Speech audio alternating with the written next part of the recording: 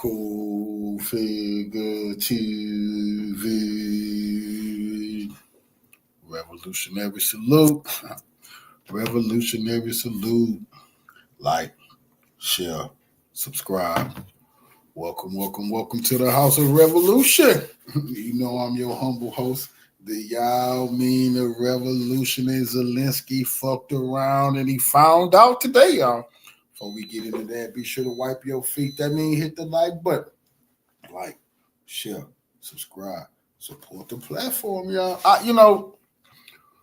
I was at work and I happened to just glance at what was going on with Salute Family, and I could not wait to I came through the door and put this together, finna roll me some of that good dinner, and we finna see how Trump checked Zelensky. Salute, I'm pretty great, little bro. I couldn't wait to get home so we can look at Salute Family. Trump checked Zelensky. Put him in his face. Zelensky is dead man walking. It's already people in Ukraine waiting to pop him in the back so they could be the new leader who goes sign the deal with Trump. But what I seen, I couldn't believe. This is like being a fly on the wall and get to hear a private conversation. But Zelensky, he done too much coke. And Trump then put him right in his place. Let's get to it, y'all. I done enough talking. Let's get right to this. Friends in Poland, they are worried that you align yourself too much with Putin. What's your message for them? Well, if I didn't align myself with both of them, you'd never have a deal. You want me to say really terrible things about Putin and then say, "Hi, Vladimir, how are we doing on the deal?" That doesn't work that way. I'm not aligned with Putin. I'm not aligned with anybody. I'm aligned with the United States of America and for the good of the world. I'm aligned with the world. Bro, the man I want to get this thing off. Hey, bro, the man too real to act. He don't even want to act. He said, y'all not finna force me to disrespect Putin when I'm trying to make a deal. That's fake. Why would I say bad things about Putin in y'all face? And then when I'm on the phone with Putin, that weaken my hand. You know what Putin right now? Putin respects the fuck out of Trump. Now he want to talk to Trump because he see Trump not playing power. Trump really is in power, man. With you see the hatred he's got for Putin. It's very tough for me to make a deal with that kind of hate. He's got tremendous hatred. And I understand that, but I can tell you the other side is exactly in love with, him either. So it's not a question of alignment. I'm aligned with the world. I want to get the thing set. I'm aligned with Europe. I want to see if we can get this thing done. You want me to be tough? I could be tougher than any human being you've ever seen. I'd be so tough. But you're never going to get a deal that way. So that's the way it goes. All right, one more question. I will respond to this. So look, for 4 years. See tough? They wanted to see tough, right? They wanted him to be tough? Okay, cool. They finna be tough on the clown Zelensky. Since they wanted to see Putin since Putin is a punk and a nobody, and Zelensky is the war hero, the biggest hero since Winston Churchill. That's what they've been saying. Cool. Well, then Trump and salute to J.D. Vance. You're definitely going to be the president. You're next in line because he absolutely tore that coke head apart for disrespecting Trump and disrespecting America. 4 years in the United States of America, we had a president who stood up at press conferences and talked tough about Vladimir Putin, and then Putin invaded Ukraine and destroyed a significant chunk of the country. The path to peace and the path to prosperity is maybe engaging in diplomacy. We tried the pathway of Joe Biden of thumping our chest and pretending that the president of the United States' words mattered more than the president of the United States' actions. What makes America a good country is America engaging in diplomacy. That's what President Trump is doing. Can I ask you? Sure. Yeah? Yeah. Okay. This was a mistake. He occupied our parts, big parts of Ukraine, part of East and Crimea. So he occupied it on 2014. So during a lot of years, so I'm not speaking about just Biden, but those time was Obama, then President Obama, then President Trump, then President Biden, now President Trump, and God bless, now President Trump will stop him. But during 2014, nobody stopped him. He just occupied and took. He killed people. You know what the contact 2015. 2014. 2014 and 2015. Don't expect all that whining. See, that Trump like, you whiner. Nobody stopped him. I thought you was tough. What you mean nobody stopped him? You mean you couldn't stop him? Germany didn't stop him? France? You mean Britain didn't stop him? Belgium? Portuguese? Spain? Italy? Huh? Poland? Nobody? But then you come here. You see, Trump don't like all that whining about what didn't get done when he know you're weak, Zelensky, and he know you tapped out. So I was not here. Yeah, but That's exactly right. Yes, but during 2014 till 2022, the situation the same. The people have been dying on the contact line. Nobody stopped him. You know that we had conversations with him, a lot of conversation, my bilateral conversation, and we signed with him, me, like a new president. In 2019, I signed with him the deal. But then you stab Putin in the back. That's another thing Trump know and J.D. Vance know. They know you a backstabber, bro. You stab Putin in the back. Putin signed a ceasefire with you and the Ukrainian freedom fighters. And what did you do? Trump know exactly what you did because you fell for the CIA bullshit. You started arming yourself to have a war with Russia. You start making biological and chemical labs. You start having them all throughout Ukraine to have war with Russia. Come on, brother. You sitting here, this dude sitting in front of the U.S., that's why J.D. Vance gonna call him out about the propaganda. You sitting here, he really trying to lie for the TV. Trump ain't finna have that. You're telling them that Putin signed a peace agreement and then you wanted peace. They know you lying, Zelensky. But today, you're getting exposed. Signed with him, Macron and Merkel, we signed ceasefire. Ceasefire. All of them told me that he will never go. We signed him with gas contract.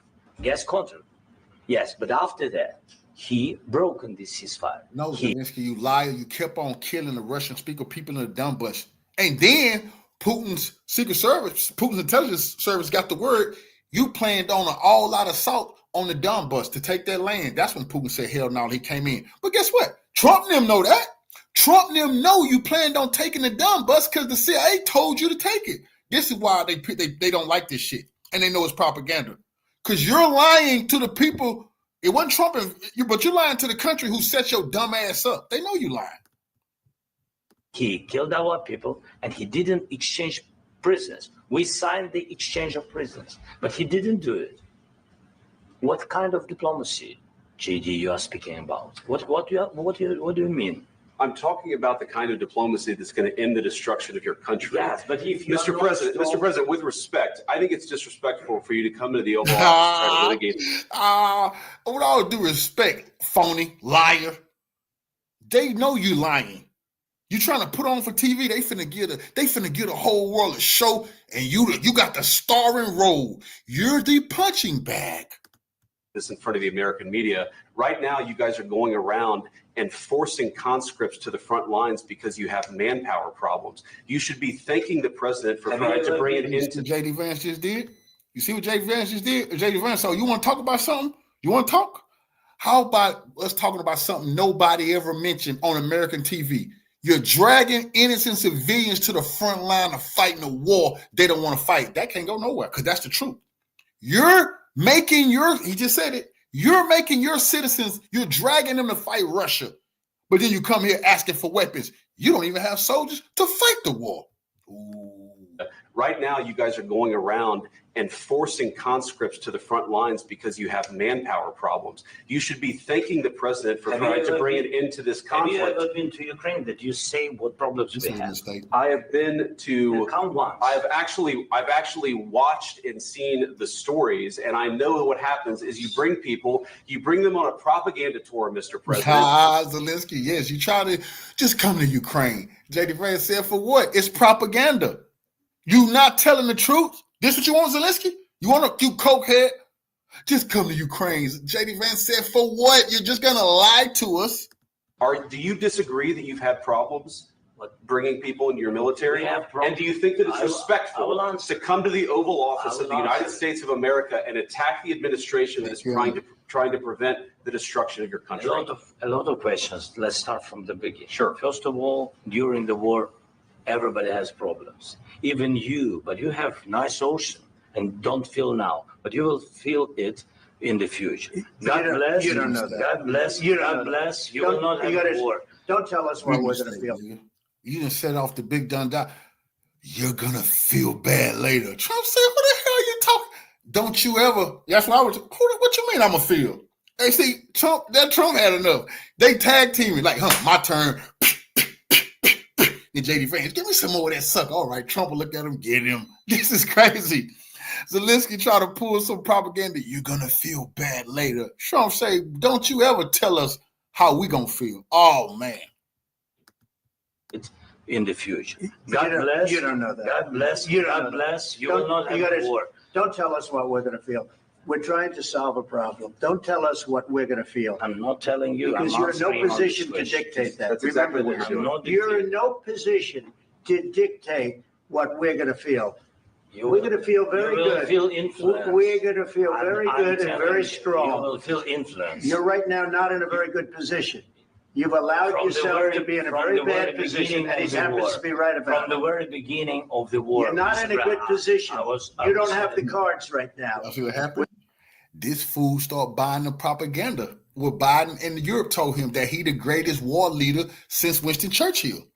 They put him on all the magazines saying he the only man brave enough to stand up Putin. He's on drugs. He's high right now, disrespecting the White House, disrespecting the president, disrespecting Americans, and Trump refused to let him get away with it. No propaganda.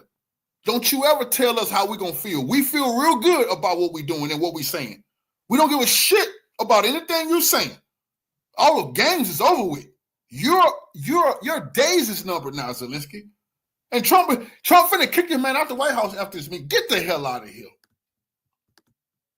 With us, you start having not playing cards. cards. Right now, you don't. I'm very You're playing serious, cards. Mr. President. You're I'm playing very cards. serious. You're I'm gambling the with the president lives of anymore. millions of people. You think- You're gambling with World War III. What you're You're speaking about? gambling with What you're World speaking War III. And Yeah. what you're doing is very Zelensky, what are you speaking about? You playing games, punk, and you can't win. Don't you think World War III? You can't beat Russia. Fuck you come here trying to get us to fight Russia for. You ripped us off for $300 billion. You not humble. You supposed to be coming here, sign this $1 trillion package, walk out of here with your life. But guess what?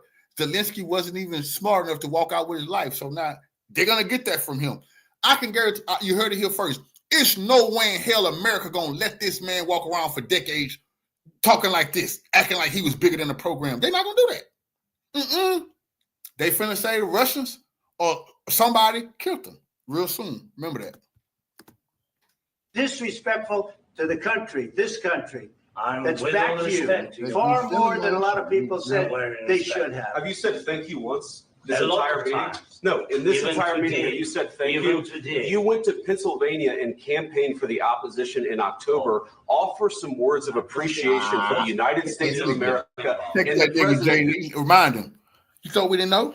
You thought we didn't know you was campaigning for Kamala Harris, talking shit about Donald Trump? Now you want to sit here and play nice. The nice is over with, Zelensky. Who's trying to save your country? Please, you think that if you will speak very loudly about the war, you He's can... not speaking loudly. He's not Yeah. speaking loudly. Your country's in big trouble. Can I Wait a answer? minute. No. Can You've I done a lot answer? of talking. Look Your country is in big at trouble. him. Look at all this nigga. Bro, Zelensky he a dictator, and he run Ukraine. People lost their life. Zelensky, look at him. He pissed. He like, nobody talks to me like this. Yes, the American president, vice president, and the senators and the Congress people do. Well, who the hell you think you is? You getting put back in your place, Zelensky. You're nobody. It's just like, hold on, let me talk. Trump said you've been doing enough talking. You didn't come here to talk. You came here to listen and put your John Hancock on that $1 trillion deal. But guess what, Zelensky? Somebody else going to sign it now. Because Trump, even Lindsey Graham, watch, when you see what Lindsey Graham say, you say, oh, shit, this man dead man. Even Lindsey Graham, who been riding with him, said Zelensky was way too disrespectful and America has got to deal with somebody else now. Lindsey Graham is a big dog in politics. I don't like him. But when Lindsey Graham say we can only deal with somebody else, it's food dead. Trouble. I know. You're not I winning. know. You're not winning this. you have a damn good chance of coming out okay because of Mr. us. President, we are staying in our country, staying strong from the very beginning of the war. We've been alone, and we are thankful. I said thanks You haven't in been this alone. cabinet, You and haven't not been only alone. in this We cabinet. gave you, through I this said stupid thank you. president, $350 billion. You We voted gave for you your president. military equipment, You and you voted men for are your brave, president. but they had to use our military. What about US? If you didn't have We our invite- military, Maybe salute to my little bro, our brother Warren Webb, for gifting 5 cult figure memberships to the audience. Revolution is way of life. Absolutely do appreciate you giving it out to the people. And one thing I want to let y'all know, try to keep the membership to help keep the lights on in the House of Revolution if you can. If you can't understand, but if you can keep it, keep the membership. Salute to our revolutionary brother Warren Webb. Salute, family. I appreciate that love. military equipment. You invited If me you to didn't speak. have our military equipment, this war would have been over in 2 weeks. In 3 okay? days, I heard it from Putin. In 3 days, this is something Maybe new. less. In Oh, he 2 gonna weeks, die for that. of course, yes. It's going to be a very hard thing You know what to he do did? business like this. See what it said? Trump told him, you probably would have been out in 2 days. 3 days, I heard from Putin. So he, once again, he high, y'all. He's saying Trump is promoting Putin propaganda. Trump brushed it off, but he not going to brush it off. He the president of the United States. No president can allow anybody to play with him like this. You lose real respect. Iranians is watching.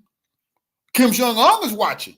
But Trump handled himself like a man. They all proud. All of the authoritarian leaders proud of Trump today, nigga, because he ain't no fucking puppet. And he showed this clown who the real puppet is, Zelensky.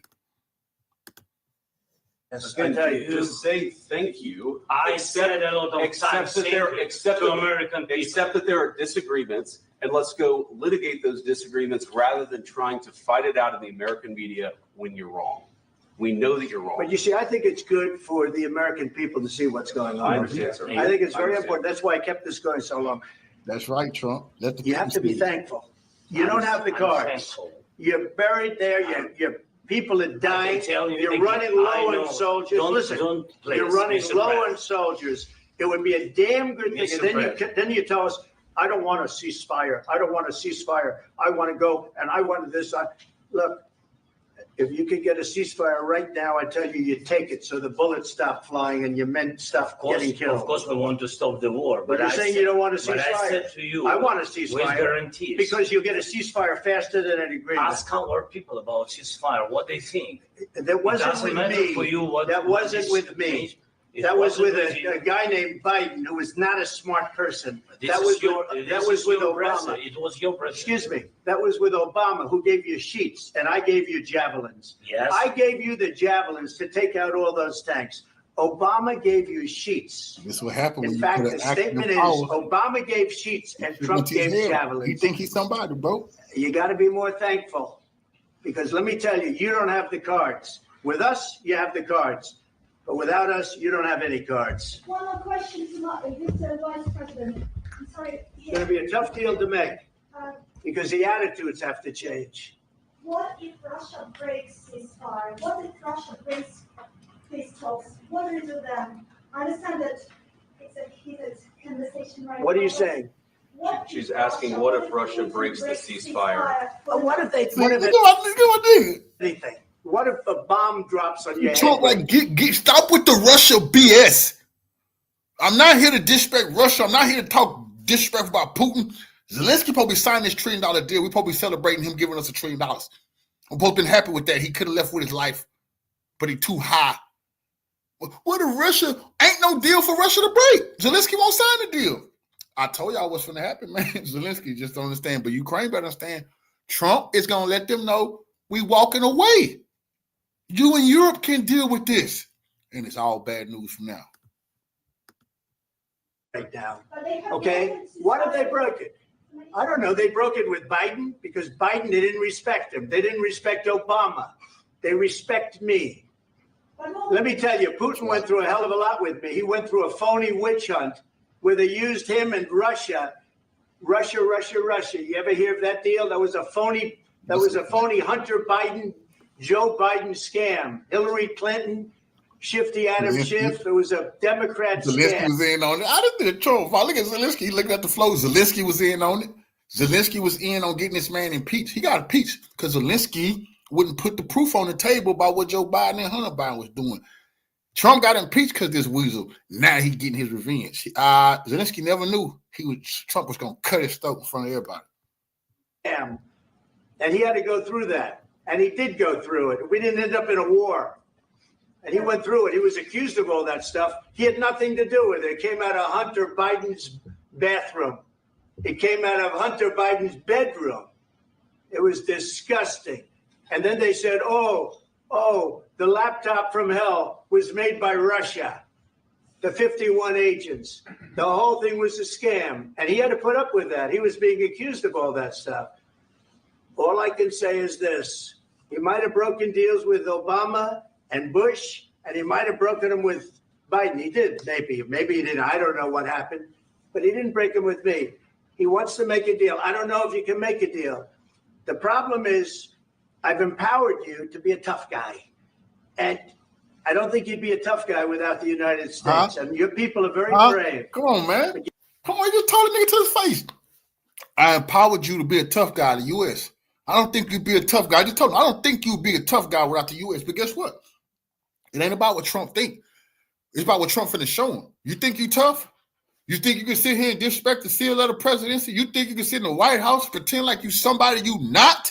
Okay, cool. Since you so big, you so tough, you such a war hero, the U.S. gonna get out the way and see how this finna go between you and Russia. This shit will be over in the morning. But you're either going to make a deal or we're out. And if we're out, you'll fight it out. I don't think it's going to be pretty, but you'll fight it out. But you don't have the cards. But once we sign that deal, you're in a much better position.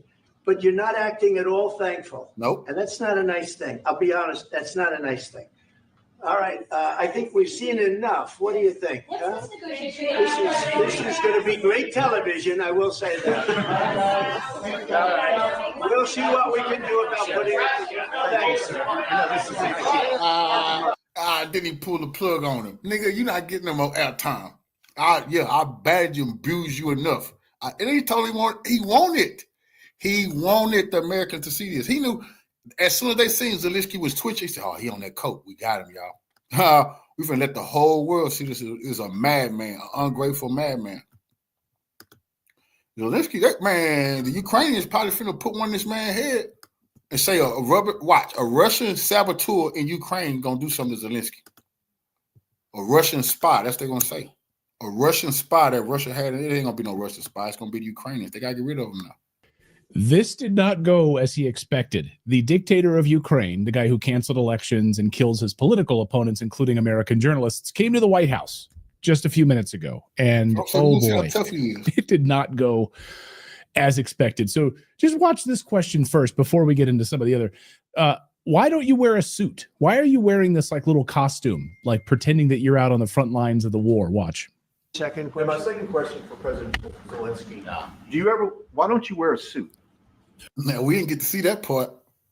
See, once they started attacking them, they was attacking them. Now, here go one of Trump attack dogs back here. Why don't you have on a suit? Why are you running around like you Chavez or something? Why are you running around here like you Fidel Castro? Huh? Like you tore Ibrahim, my boy Ibrahim from Burkina Faso. You ain't no military leader. They letting them know. Have some respect when you come in the White House, boy. Put a suit and a tie on for once, Zelensky. Why don't you wear a suit? You're the highest level in this country's office, and you refuse to wear a suit. Just want to JD Vance you laughing. own a suit? Yeah, problems. A lot of Americans have problems with you not respecting. I don't have such. I will wear costume after this war will finish. Okay. Yes, maybe one. Maybe something like yours. Yes. Maybe something better. I don't know. We will see. Maybe something cheaper than And then there's this. Of course, Zelensky basically went to Pennsylvania, you remember, and basically campaigned on behalf of Kamala Harris. So how's that sitting? JD Vance does not like this guy at all, thinks he's a corrupt troll. So watch this exchange. This is amazing. He told it right to his face. Talking about the kind of diplomacy that's going to end the destruction of your country. Yes, but if you are Mr. not President, strong, Mr. President, with respect, I think it's disrespectful for you to come to the Oval Office and try to litigate this in front of the American media. Right now, you guys are going around and forcing conscripts to the front lines because you have manpower problems. You should be thanking the president for trying to bring an end to this conflict. have you ever been to Ukraine that you see this? Have you been to Ukraine that you see this? No, we see the videos. We report about here all the time. They have basically goon squads that go around in vans and grab young men out of college classes right off the streets, throw them in the vans and throw them into the meat grinder so they can be killed. That's exactly what's happening. Like, maybe you've been in some sort of a propaganda bubble that you haven't seen this. We've been covering it for 3 years here on the show. You've lost over 1 million young men, an entire generation gone. Not even just one generation, multiple generations of men in that country destroyed because you will not submit to a peace agreement. You could have done this a long time ago. say what problems we have. I have been to. Come once. So, this is great. So, have you been to Ukraine? Have you been to Ukraine? Will you come to Ukraine? Will you see this?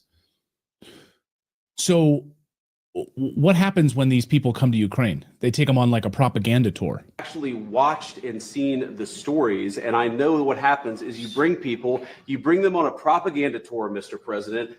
Do you disagree that you've had problems bringing people into your military? We have problems. And do you think that it's respectful? Devastating, bro. The whole world watching. He say, whoever going over there, they're going on a propaganda tour. You're lying, bro. JD Vance telling you lying. You dragging kids off the street and forcing them to go fight the Russians. You a coward. You can't play tough next to them and they know your whole hand. They know how weak you are. He tried to act. Remember, he an actor. He tried to act for TV and got crushed. I will answer. To come to the Oval Office of the United States of America and attack the administration that is trying to prevent the destruction of your country. A lot of questions. Let's start from the beginning. Sure. First of all, during the war, everybody has problems. Even you, but you have nice ocean and don't feel now, but you will feel it in the future. What? God bless. You don't know that. God bless. You don't God know bless. So you're going to feel the pain of our war. So let me just get this straight, you son of a bitch. You've been carrying out a genocide against the ethnic Russians that have lived in eastern Ukraine since 2014. You've been killing them. You broke the Minsk Accords, and you've been attacking children. You've been attacking civilians in eastern Ukraine since 2014. Okay? Since the CIA-backed coup in your country and placed a Western puppet government there is exactly what happened. Okay? So Putin did not want to go in. His government actually voted to go in and protect the ethnic Russians that were living in that section of the country. It has nothing to do with the United States. We've been funneling $350 billion to you thanks to the Biden administration, but we're going to feel the pain, and Trump's getting pissed now. Don't tell us what we're going to feel. We're trying to solve a problem. Don't tell us what we're going to feel. I'm not telling you. Because you're in no position to dictate that. Remember this. You're You're in no position to dictate what we're going to feel. We're going to feel very You will good. feel influence. We're going to feel very good and very strong. You will feel influence. You're right now not in a very good position. You've allowed yourself to be in a very bad position, and he happens to be right about it. From the very beginning of the war. You're not in a good position. You don't have the cards right now. With us, you start having cards. But right now, you don't. Yeah, you're playing cards. You're playing cards. You're gambling with the lives of millions. Not playing cards. This dude, get all that out, Zelensky. I hope it was worth it. I hope it was worth it, egomaniac, who you think you a war hero. I hope it was worth it. You threw it all the fucking way. And you absolutely crossed the wrong one. You think you got an ego? Trump got an ego. Now he got to prove to the world, nigga, that you can't get away with talking to him like that. He got to prove that to the world. Millions of people. You're gambling with World War III. You're gambling with World War III. And what you're doing is very disrespectful to the country, this country. It's back to you. Far more than a lot of people said they should have. Have you said thank you once? A lot of times. No, in this Even entire today. meeting, you said thank you. Even today. You went to Pennsylvania and campaigned for the opposition in October. Offer some words of appreciation for the United States of America and the president who's trying to save your country. Have you said thank you once at our meeting today? We've given you $350 billion. that you don't even know where that money is. You've sold it off, by the way. You've sold off that money and you've enriched your own government. Your wife going to Paris and buying expensive clothing off of our U.S. taxpayer dollars. Sit down and shut your mouth, you little troll. Your country is in big trouble. Can I Wait a answer? minute. No. You've done a lot of talking. Your country is in big trouble. I know. You're not winning. Facial expression, his body language, family salute. It give his whole boy. This man so fucking. Because remember, the Secret Service intelligence agents already told us Zelensky's addicted to cocaine. The CIA keep him coked up, but he on more than just coke right now. He on more than just coke right now. He can't even help his motherfucking self. He squeezing his hands. He can't. He sit there. You want to know why? Nobody talked to him like this. He's a fucking dictator and authoritarian ruler in Ukraine, man. But this shit done went to his head. Now he's in front of the U.S. president, and he can't help himself. But really, he done pulled the chef up on himself with the noose around his neck. He done it to himself. You're not winning this. You have a damn good chance of coming out okay because of us. Mr. President, we are staying in our country, staying strong from the very beginning of the war. We've been alone, and we are thankful. I said thanks. You haven't been alone. You haven't been alone. We gave you, through this stupid president, $350 billion. You voted we gave for you your military equipment, and you men are brave, but they had to use our military. What about if you didn't have our military equipment, if you didn't have our military equipment, this war would have been over in 2 weeks. Your country is in big. Oh my God. You're literally there getting chastised in front of the world, and you have nothing to say. You have nothing. He asked for it. All platitudes about come visit our country and go on our little propaganda tour. We've been totally alone in this, forgetting the $350 billion. You campaigned on behalf of Kamala Harris. Sit down and shut up. Unbelievable. We've been saying this on the show for over 3 years. It's amazing to see the president of the United States and the vice president of the United States tell this dictator right to his face what's what. Unbelievable. I don't think I've ever seen anything like this, ever. Nobody have.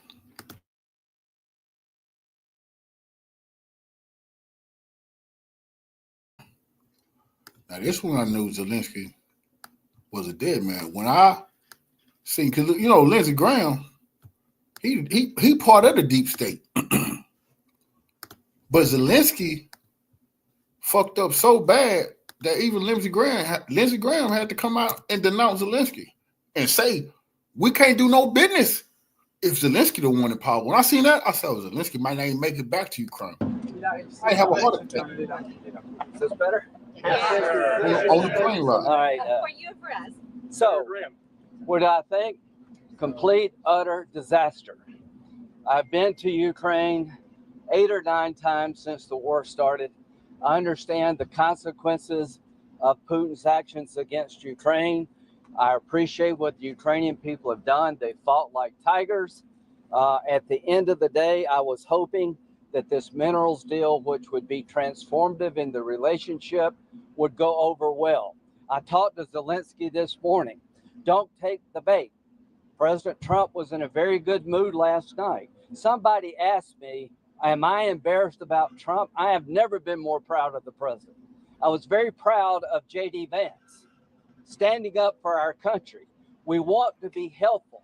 What I saw in the Oval Office was disrespectful, and I don't know if we can ever do business with Zelensky again. I don't. Come on, man. Let's understand. This motherfucker here is one of the most powerful people in the world. This is a war hawk and a war-hungry maniac. When I heard Lindsey Graham, what he said, he not playing. His word matter too. Zelensky fucked it up. Zelensky was supposed to take that chastising by Trump. That's what Lindsey Graham saying. Sign that $1 trillion minerals deal.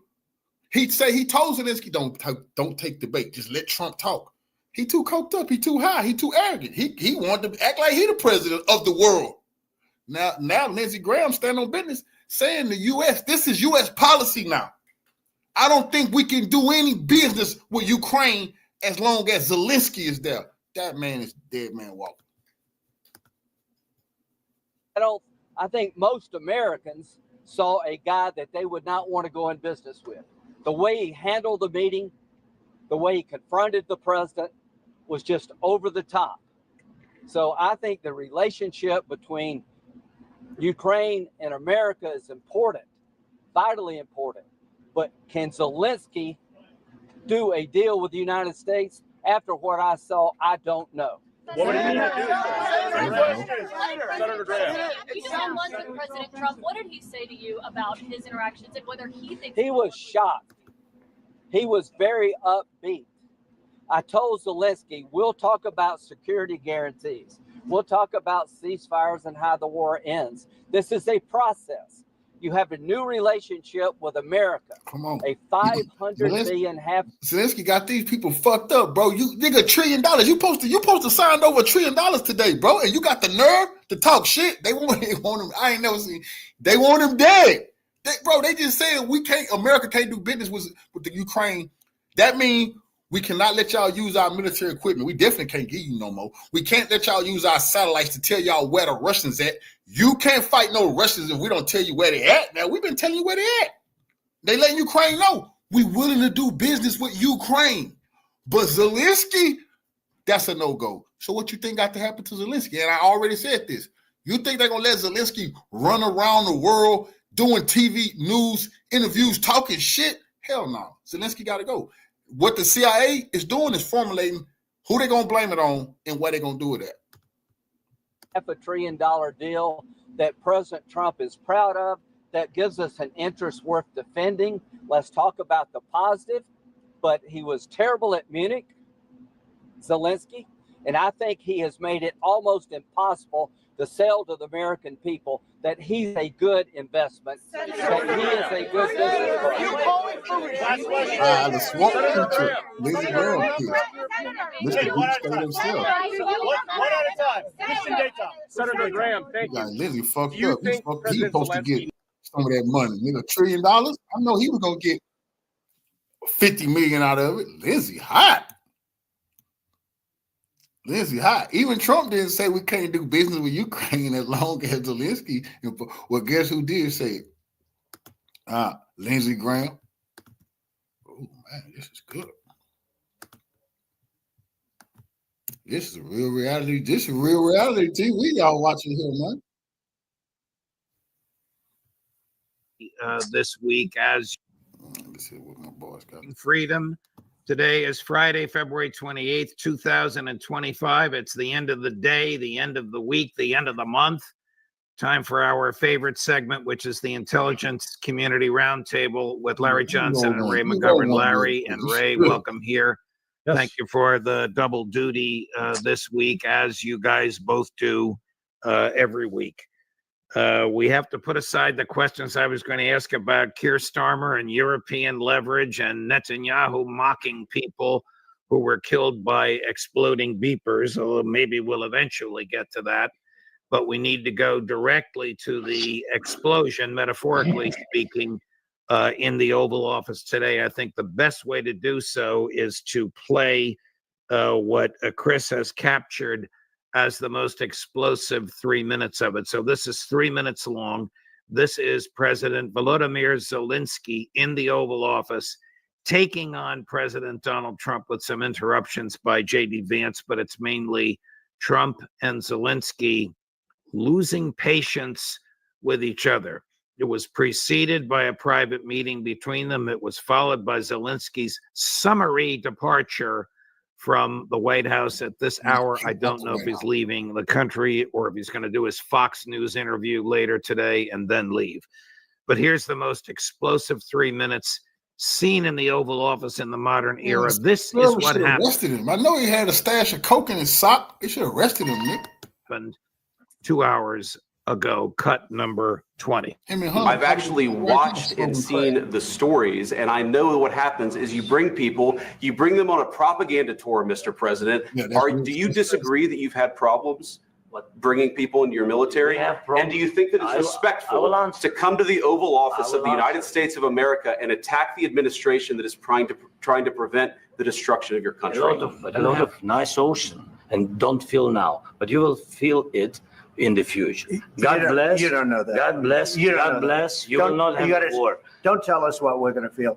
We're trying to solve a problem. Don't tell us what we're going to feel. I'm not telling you. Because I'm you're in no answering on this position to question. dictate that. That's exactly Remember what this. you're doing. You're in no position to dictate what we're going to feel. Of the war. You're not Mr. in a good Brown, position. I You don't was- have the cards right now.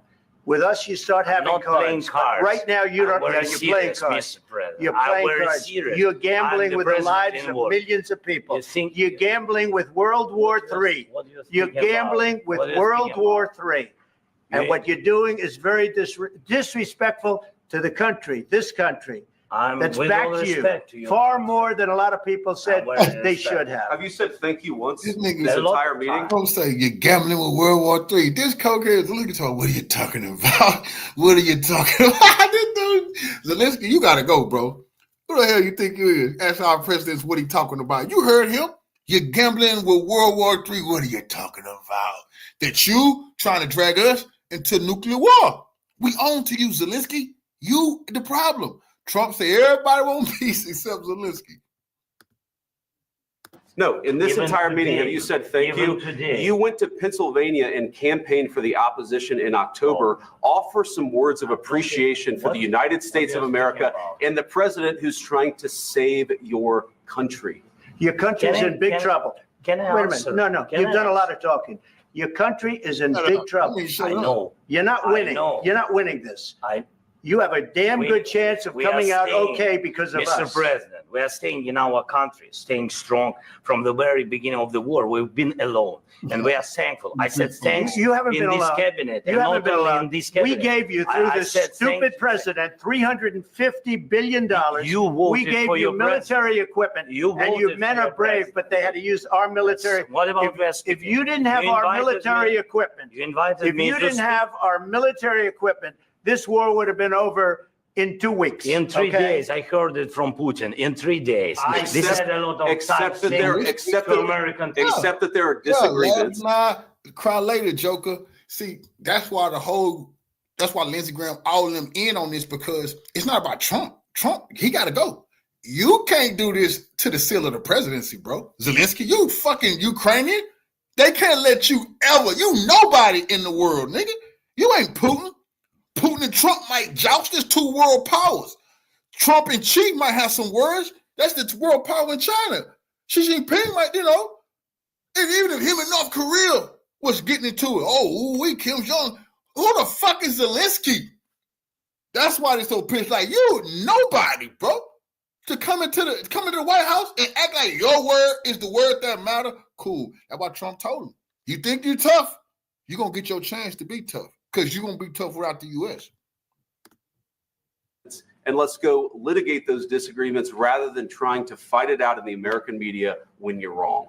You're buried there. Your people are dying. tell you You're again, running I low know. on soldiers. Listen, Please, you're running Mr. low President. on soldiers. It would be a damn good thing. Mr. And then you tell us, I don't want a ceasefire. I don't want a ceasefire. I want to go and I want this. Look, if you could get a ceasefire right now, I tell you, What they did to him when they say you running low on soldiers. You see, that's what nobody ever wanted to say. You can give them $10 trillion. Who's gonna hold the weapons? Who's gonna be in the tanks? Who's gonna shoot the weapon? They don't have the manpower. He's trying to trick the US into putting boots on the ground. That's the soldiers they want to fight this fucking war. That's why J.D. Vance told them, you're dragging conscripts. That means people off the streets. You're going into bars. You're going into school. You're going to clubs. You're going into colleges. You're catching any male come out the house. You're dragging them from their families and taking them to war. And Trump told them, you don't have the manpower, bro. What are we even talking about? You should be begging me to talk to Putin, but you a scammer. you take it so the bullets stop flying and your men stop getting killed. Of course, we want to stop the war. But you're saying you don't want to But I ceasefire. said to you, I want a ceasefire. with guarantees. Because you'll get it. It That was with wasn't with a you. guy named Biden, who was not a smart person. This That is was your, with, this that was is with your Obama. president. It was your president. Excuse me. That was with Obama, who gave you sheets, and I gave you javelins. Yes. All right. I think we've seen enough. What do you think? Huh? This is going to be great television. I will say that. This is going to be great television. I will say that from the master of all this. Larry, I'll let you comment first. Where's this going? What do you think? Was it an act? Was it for real? Did Zelensky blow it? Are they now kissing and making up? How do you see this? This was for real. Zelensky didn't learn the first rule of crisis management. When you're in a hole, stop digging. Man, he kept the longer it went, the more furiously he was shoveling his way to infinity. And remember, this entire week was part of a staged attempt by Europe to rope the United States into securing Ukraine's freedom. It started with Macron on Monday, followed then by Starmer yesterday, and then in each of those meetings, Trump was, there was a lot of smoke being blown up in the nether regions on those. There was so much smoke that I thought the DC Fire Department was going to get called to the White House. But it was all, Trump kept it upbeat, positive, but he didn't give in on the very thing that Macron and Starmer came for. And that was for Zelensky to close the deal. Notice when they're sitting there, they got a fireplace behind them. The fireplace is not lit. That was done for a reason, I believe. I don't think it was an oversight. I think they don't want to create a warm, comfortable atmosphere. I think Trump recognizes that if this negotiation is going to go anywhere, it can't go with Zelensky because Putin's not going to talk to him. They just created the reason to get rid of Zelensky today. Ray, your thoughts on what we just observed and on what Larry just said? Well, just a few days ago, Zelensky says, "You want me to leave? Я готов. I'm ready to leave." Well, whether he was ready to leave the White House or not is another question, but he did get thrown out unceremoniously. It's a mixture of, he was rudely treated, but he had it coming to him. Here's a comedian that thought he could be a big shot. He was misled by the Blinkens and Sullivans and Bidens of this world. Which one was the comedian who thought he could be a big shot, Trump or Zelensky? Zelensky, okay. I don't think Trump ever acknowledged trying to be a comedian. He certainly was no comedian here. Now, he said, look, make a deal or we're out, okay? Well, it's not only that we're out, the United States of America is out, it's also that Zelensky is out.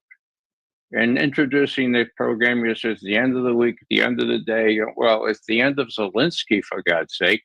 He's out. And if he doesn't come to terms, if the U.S. doesn't think that he's still a useful tool to make a deal with the Russians, he's out of there. And, it became so acrimonious because here's Trump saying, look, we gave you all the support you're needed. And, the Russians suffered for my first term by being accused of all manner of things. And Putin had to deal with that. He had to put up with that. And he doesn't have to put up with that anymore. So look, make a deal or we're out of there. And we're already out of there. I think that theater was as much designed to the Stormers and the Merzes in Germany and the Macrons in the world as to anybody else. It's over for Ukraine. And, when you say Schadenfreude, delight at the misfortunes of others, well, that's tempered, in my view, to the tragedy of this person who was misled into thinking he could be a big shot, whereas really he was just a comedian willing to do the bidding of those whose word should not have been trusted. Larry, I think Ray is quite correct. He's a tragic figure. Does the United States get rid of him? Was this for the domestic Ukrainian audience, the show he could stand up to Donald Trump? Does he have European financiers like Starmer and Macron and Merz ready to step in? Where do you think this goes? The Europeans are in shock right now. They are in absolute shock. I was monitoring Sky News before, and they were sort of a little upbeat. Yeah, man, Macron and Trump, they're going to get together. They're going to have this agreement signed, and we'll have the United States locked in on the raw. Well, boy, Then this happened, and they're sitting there, their jaws are hanging open, they're wide-eyed, and they're going, I can't believe what we just saw. And at the top and bottom of every hour, they're playing that full 10 minutes of that the confrontation. They're playing it over and over and over, and then they're bringing in Ukrainians to comment on it, and they're bringing in British, the military and intelligence pundits, and everybody goes, man, game over. And because Europe is not in a position to pay for it, to produce the weapons, to shoulder the burden of this war. They talk about it, but talking's one thing and actually doing's another. And what was exposed this week was the weakness of Europe. That's why Macron and Starmer tried their two-team on Trump, and it blew up in their face. Ray, is Zelensky finished? He's finished unless he dovetails with what Trump and J.D. Vance want. In other words, if he can be malleable enough now to suit their intentions, then he can hang around for a reasonable place of time. But there has to be elections, and that, of course, is his demise once there are elections. And everybody says there has to be elections. So it's just a matter of how they tactically work this out, how the Europeans finally become underanged, if you can, underanged. They're just crazy, and nobody really understands what's going to happen. Witness the fact that I'm sure Zelensky was told before he ever set foot in Washington, look, this is not going to be good for you. We're going to read the riot act to you unless you show flexibility and do what we want you to do. So who counsels Zelensky? Yeah, go anyway. I think we can change this around. Probably Boris Johnson and the Brits. Oh, good Lord.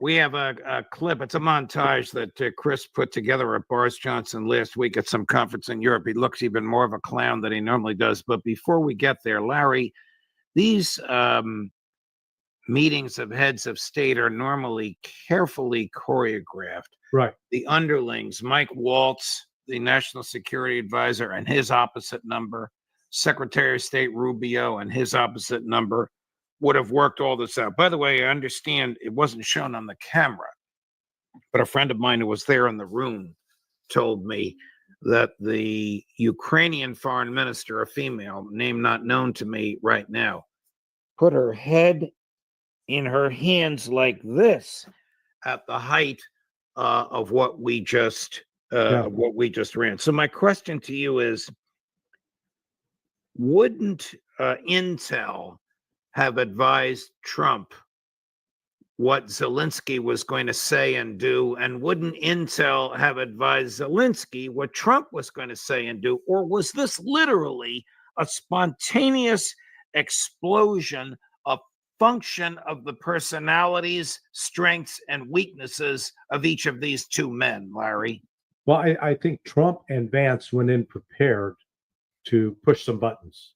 And I'm sure they had, the CIA on the Intel side, we used to call it LDA, Leadership Development Analysis. They're the ones who would write up the profiles of leaders and all their personnel. And it was worth noting, man, Zelensky had an entourage of about 15 people in that room. You could count them when they came out. Zelensky came out first, got into the limo, and then the rest trooped out, included Yermak, and some others I didn't recognize, but they all got on a bus. But this was scripted from the U.S. side. They literally set it up. I think their betting was he's going to blow up. He's going to set himself on fire. We'll give him a chance though to put the fire out. Because he took the bait. He decided that he was going to get into a verbal sparring match with Donald Trump. Look, Trump's taken on Vince McMahon, for God's sake. Okay, the World Wrestling Federation. And he's taken on Jeb Bush. He's taken on Joe. He's taken on every major U.S. politician. The thing that was really sort of shocking after this was all over was watching what Lindsey Graham was saying. Lindsey Graham was like all on Donald Trump's side, criticizing Zelensky, who just about a week ago, man, he was shining Zelensky's shoes. So this was, I think, a watershed moment. The Trump people realize if they're going to get anywhere with negotiations with Russia, Zelensky's got to go. That's one of the Russian critical demands. They just help arrange that exit today. Do you think, Ray McGovern, that there were high fives in the Kremlin, that they're watching this over and over again with glee? Of course. I mean, not only is it what the Russians want, it's what the situation demands. Now, you can be embarrassed for Zelensky's treatment, and it was certainly rude. But think back just 3 years when Zelensky is lionized before a joint session of the U.S. Congress and given an American flag by, who was it? Pelosi. Was it Nancy Pelosi You got to tell some other woman there. And, it was just crazy what we did in leading him along. Now, he has had this rude awakening. The only fly in the ointment remaining is whether the Europeans have had a rude awakening. Now, they were let down easier, but there's no way, as Larry said, there's no way that they can compensate for U.S. support, either financially or militarily. So the die is cast, and this was a kind of interesting denouement where, as Trump said, my God, now this is really good TV. Well, it was, and it set the stage for what's to come. And the Russians and we are now talking about more than just Ukraine. The Europeans are going to have to recognize reality. It's really bizarre that educated people in Europe can't understand that the game is lost and that there's no profit at all in trying to continue it. I don't know if the two of you have seen this before, but this is pretty good for laughs, even though he's got blood on his hands. This is Boris Johnson attempting to be a cheerleader before some group in Europe last week. When I say he has blood on his hands, I mean he was the one dispatched by President Biden to dissuade President Zelensky from signing an agreement, a thick agreement, every page of which had been initialed and freely negotiated for in Istanbul between the Russians and the Ukrainians, when Johnson gave him the Biden nonsense. Don't worry, we'll back you up and you'll win. Here's Boris Johnson last week, cut number 14. Everybody knows there's a minerals deal on the table today, right? And I think it has every prospect of being signed. And frankly, I think it should be signed. Because it commits the United States in black and white to a free, sovereign, and secure Ukraine. So what we need now is everybody to be serious and to get real and to listen to what Trump is actually saying and doing and proposing. He said he doesn't mind UK troops on the ground in Ukraine. That's great. Well, then we need to make that real. The US is committed, black and white, to a free, secure, sovereign Ukraine. You can't have a sovereign country without the ability to decide which clubs you're going to belong to. Sovereign country can remain committed to joining NATO. That's sovereignty. Sovereign country can remain free to allow whatever troops it wants to come on its soil to support it. That's sovereignty. Now, Putin could never accept that. The US has already committed to that. I think Putin is ultimately going to fail and Ukraine is going to succeed. Larry, has he been living under a rock for the past 3 years? The shampoo he's using on his hair must have penetrated and corrupted his brains. He got to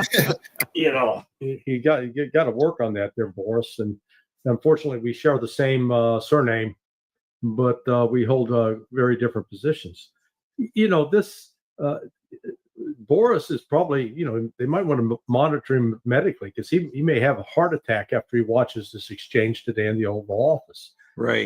I think the decision has been made. I would not be surprised that John Ratcliffe, that's CIA director, that orders are gone out to the Directorate of Operations, or I guess they now call it Human Clandestine Service, HCS, saying stand down, start pulling back.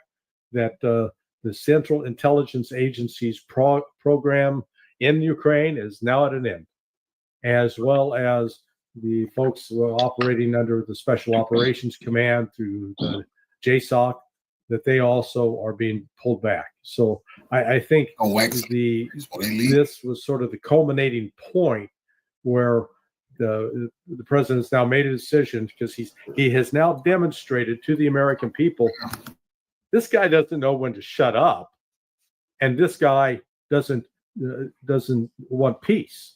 And he demonstrated that he was not, just things that Zelensky could have done that would have actually disarmed Trump.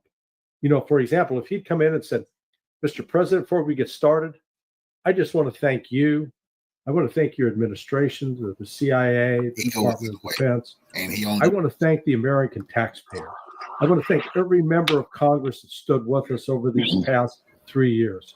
Without Zelensky think he bigger than the U.S. They pumped his head up and told him he the biggest war leader since World War II, since Churchill, since Roosevelt, since Stalin. He the one taking on the Russians. They did that. They programmed him to believe that.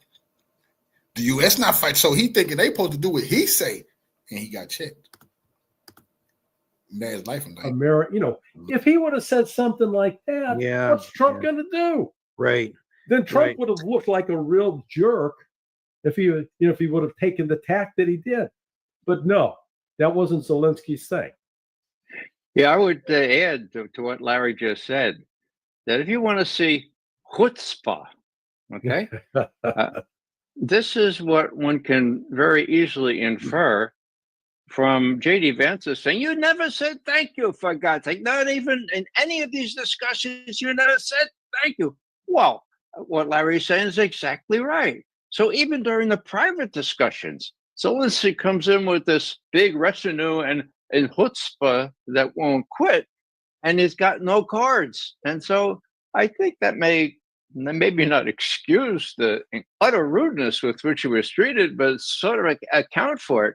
Now, two other things. When I saw Boris Johnson say those things just a couple of days ago, I said, well, proof positive, McGovern, this mineral thing is a canard. It'll never work. If Johnson says it's going to work, it'll never work, And then Ukraine coming into NATO, give me a break.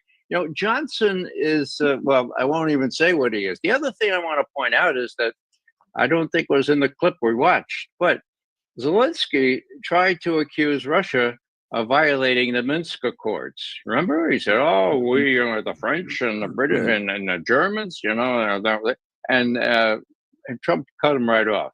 I thought Trump was going to tell them what happened with the Minsk Accords. And we know, because the Chancellor of Germany and the Prime Minister of France both admitted that the Minsk Accords were not implemented simply to give Ukraine enough time to build up its army, which it did for those 7 years, so that they could attack and take over the Donbass. So that was interesting too. It was really, really interesting how they were all very prepared and armed for bear. And the bear in this case was Trump and J.D. Vance, not any Russian bear. I thought Vance came off as a petulant child, and Trump triumphed magnificently, and Zelensky lost control. If I were Zelensky, I would have come back a half an hour later and said, let's wipe this out, you and me together, cut some kind of a deal. I'm deeply grateful for your support, Mr. President. Something along the lines of what Larry said. Before we go, I want to switch gears, because you talked about the definition of chutzpah. Netanyahu claiming the right to portions of Lebanon and portions of Syria, claiming the right to exclude the Lebanese military and the Syrian military from those areas, and making a joke about exploding beepers. That's chutzpah. Chris, cut number one. IDF forces will remain on the summit of Mount Hermon. You should really visit that place. It's a glorious sight. Cold, but a glorious sight. And in the adjacent buffer zone, we will remain for the foreseeable future. We will not allow the presence of the HTS organization or a new Syrian army in the area south of Damascus. Southern Syria will be demilitarized. As for Iran, We crushed a large part of Iran's terror axis through a series of powerful blows which aroused the astonishment and admiration of the entire world. If you're holding beepers, don't worry about it. Don't worry, it's okay. What do you think, Larry? If you're Yeah, holding, no, he's lying. You know what he doesn't recognize, what he's refusing to acknowledge. And man, I hope Israel occupies more of Lebanon and more of Syria, because when they're doing that, they're stretching their military resources beyond the point that they can sustain that. They will end up attriting their own capability. So that's why I would encourage them to do it, simply from the standpoint that it's sort of like committing suicide. The reality is the Israeli Defense Forces have hidden their casualties. One spokesman the other day, though, made reference to the fact that there are 5,900 plus families mourning. Revolutionaries. That means instead of the 800 KIA that Israel has officially admitted to, it's really closer to 6,000. And I know that Alistair Crook has a confirmation of that as well. So Israel is not the size of an army that can sustain those kinds of losses. And what they encountered there in Lebanon, they did not penetrate far into Lebanon. Remember last week, both Pepe Escobar went down to that border with a couple of other friends of mine, and they surveyed it. So this is another example of Netanyahu flapping his gums. But when it comes to Israel being able to sustain this kind of action, they're going to push themselves past the limits of their capabilities. Ray, Alistair Crook, Scott Ritter, and Colonel McGregor all say the Egyptian military is getting ready to attack. Assuming Larry is correct about the vast losses of the IDF, could they even sustain such an attack? The Egyptian military is many times the size of the IDF. You know, Judge, I know that my colleagues have said that. I don't know the evidence that justifies their saying that. I'm from Missouri. You'd have to show me the evidence. What I do know is whether Trump's chutzpah can cancel out Netanyahu's chutzpah. I'm not sure it can. I disagree with many of my colleagues on that one. Netanyahu is going to do what he wants, and it may not have the wherewithal to prevail. That's why he's counting on Trump and the United States to come to his aid. He may be wrong on that, but once he tries, it's going to be very difficult for Trump to say no. What will Netanyahu do, Larry, if the Egyptians attack to force them out of the Philadelphia corridor, which is part of Egypt, not part of Israel? Well, they're going to try to do a repeat of 1967 and then into 1973. But the question remains that has the Israeli military reconstituted itself, and are they in a stronger position now than they were 6 months ago? I think the answer to that is no. If they really were that strong, I would expect them to have foolishly gone off to try to attack Iran, for example. We'll have a clearer picture after next Tuesday, March 4th, because Egypt is assembling the variety of the states in the Middle East to have this conference about what are we going to do for the people of Gaza to rebuild Gaza, money, coming up with that plan. I mean, I agree with Ray. Netanyahu he's a complete loose cannon, and he's going to do things without necessarily thinking them through. But if he chooses to attack Iran, he's going to run into a buzzsaw that would very well could bring about the destruction of Israel, at least its military capability. Let's just go back before we end to where we started. Ray, do you think that what we observed in the Oval Office, and Chris put together what we believe is the 3 most incendiary minutes, it went on for 10 minutes. Yeah. Ray, do you think it was for real or it was an act? It was for real. And part of it, as I suggested before, was the hubris, the chutzpah demonstrated by Zelensky and his retinue coming in and making believe they still had some cards, which they, I mean, Trump reminded them several times, you ain't got no cards, okay? And, it was just sort of so blatant. Zelensky said, this is not a card game. Yeah, nigga, your ass is grass. Clear that the Trump and Vance administration said, there's enough with this fellow. We're not going to let him pull our strings anymore. He's out of here, and he's out of his office as long as he continues to demonstrate he won't cooperate with us. I agree fully with what you just said. And Larry, I think that was the most important thing. Yeah. That was the most important thing that I think we were all okay. There's some other transmission coming in here. That was the most important thing that Trump said, and he must have been sick and tired of what he went through this week, because Starmer has no cards. Macron has no cards. Right. And now he's in front of Zelensky, who really has no cards. I'll give you the last word, Larry. Well, look in the case of both Macron and Starmer, they were supplicants. They came to ask Donald Trump for something. Trump wasn't going to them asking for anything. Trump was in a position where he could grant what they were asking for, but he didn't. And the same position for Zelensky. Zelensky, though, was in contrast to Macron and Starmer, who were deferential, who were praiseworthy. What they did was they demonstrated. Sorry about that, my phone keeps going off. What they demonstrated was he was completely clueless.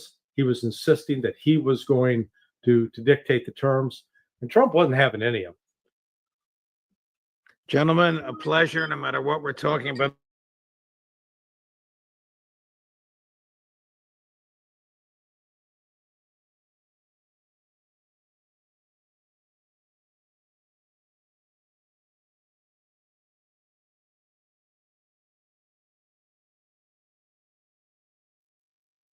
From his standpoint, I think he very much overplayed his hand. We're looking for peace. We're not looking for somebody that's going to sign up a strong power and then not make peace because they feel emboldened, and that's what I saw happening. I'm looking for peace. We're not looking to go into a 10-year war and play games. We want peace. And it was just my impression that if we do that, if we sign up, he's looking for something that I'm not looking for. He's looking to go on and fight. We're looking to end the death. 2,000 people died this week.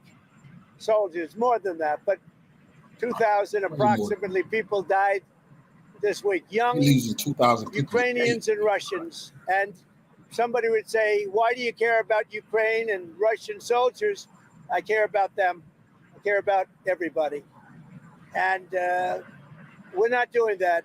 Now, if we don't do anything, he's going to have to make peace, but he's dealing with a very weak set of cards. If we sign, he's dealing with a very strong set of cards, and then he doesn't want to make peace. So that's where we are. It's very simple. I'm not looking to get into anything protracted. I want immediate peace. President Putin is going to want to make, and he wants to end it. And you saw what I saw today. This is a man that wants to get us signed up and keep fighting. And we're not doing that, not for this country. So we're setting a lot of records.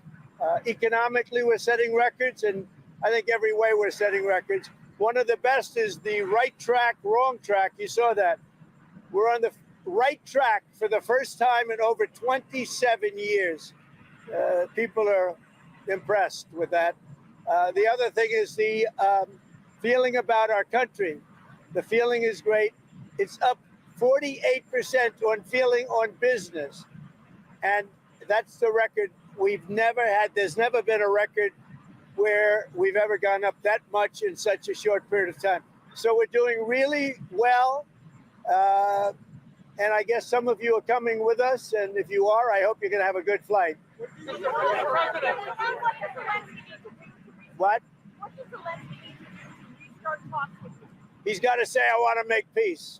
He doesn't have to stand there and say about Putin this, Putin that, all negative things. He's got to say, I want to make peace. I don't want to fight a war any longer. His people are dying. He doesn't have the cards, just so you understand it, okay? I can tell you. Trump say either he want peace or he don't. I don't have to tell you that. Go ahead. I think you know the answer to that. What? Wait.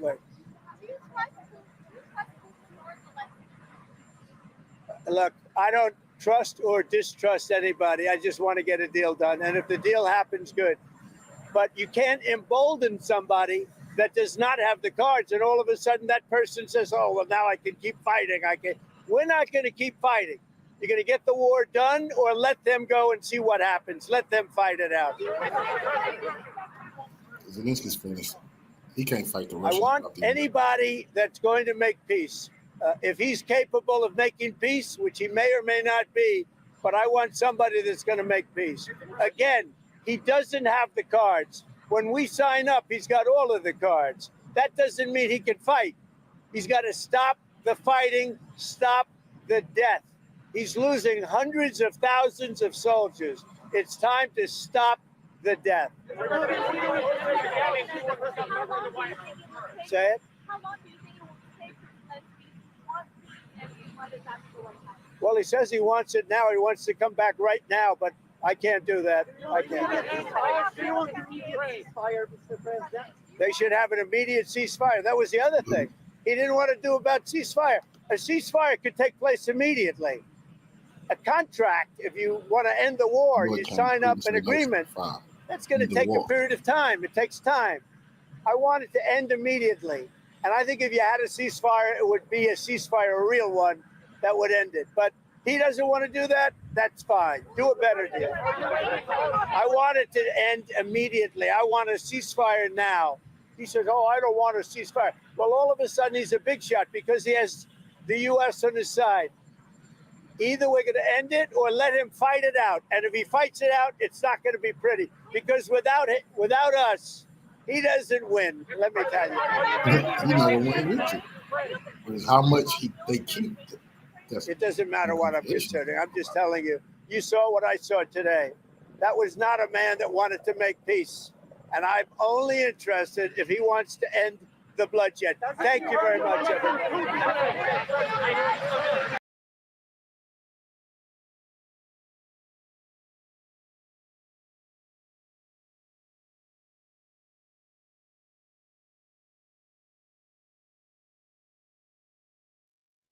Hello, Garland Nixon here with Jamal.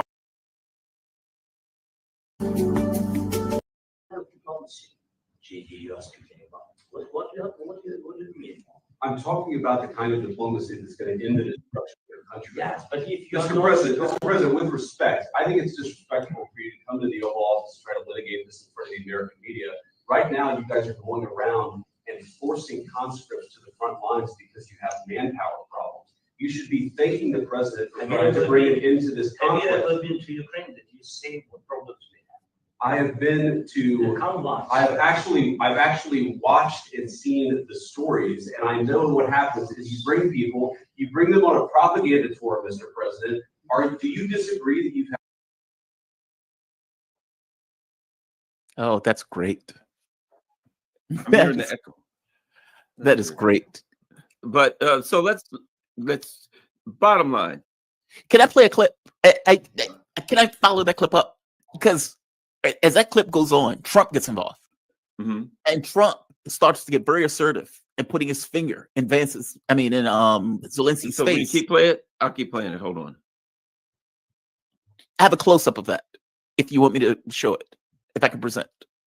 It's right here. It's about 2 minutes. Sure. And it goes into this kind of very close-up of these two as they're doing it. It's similar. It's pretty much the same clip.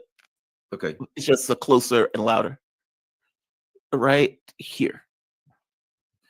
All right. This is then it starts. Trump gets involved after the fact. It's fascinating I'm clip. talking about the kind of diplomacy that's going to end the destruction of your country. Yes, but if you are Mr. not President, strong, Mr. President, with respect, I think it's disrespectful for you to come to the Oval Office and try to litigate this in front of the American media.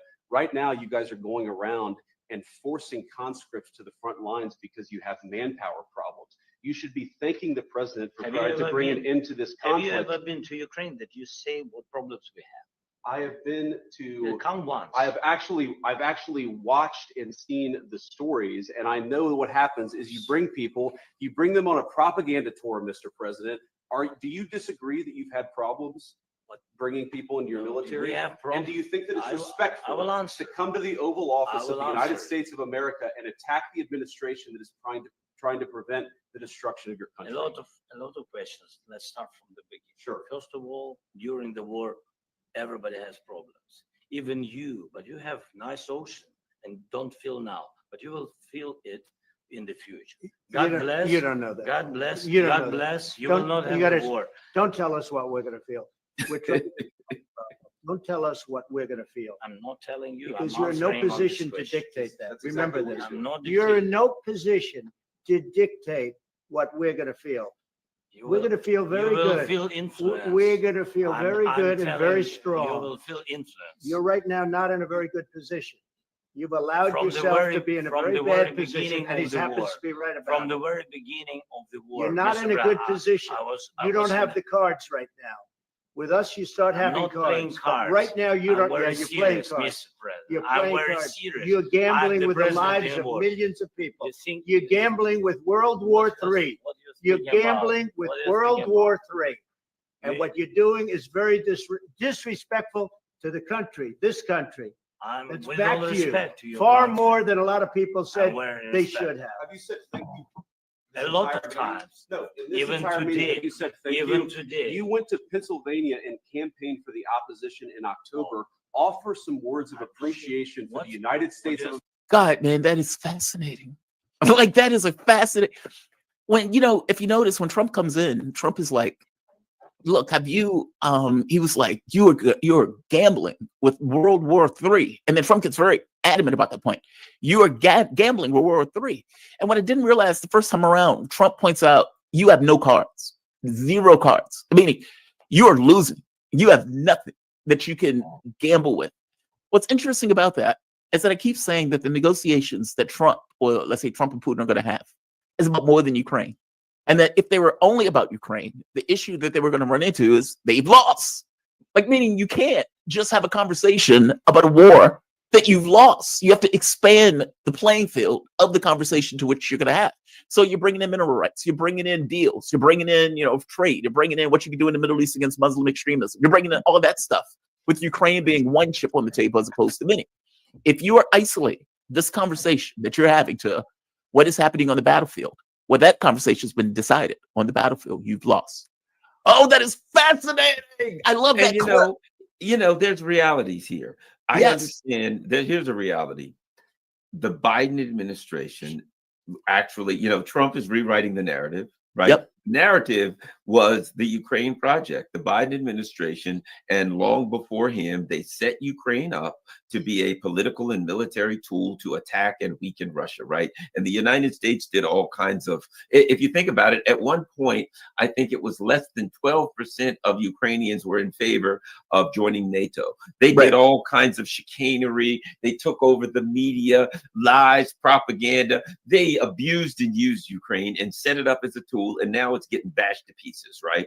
And then when it got to the holy hell in Ukraine, Biden and his team get kicked out, and in comes the new sheriff. Yep. And the new sheriff says, "You know what? The rest of that stuff didn't happen. Changed my mind. Here's the way it happened.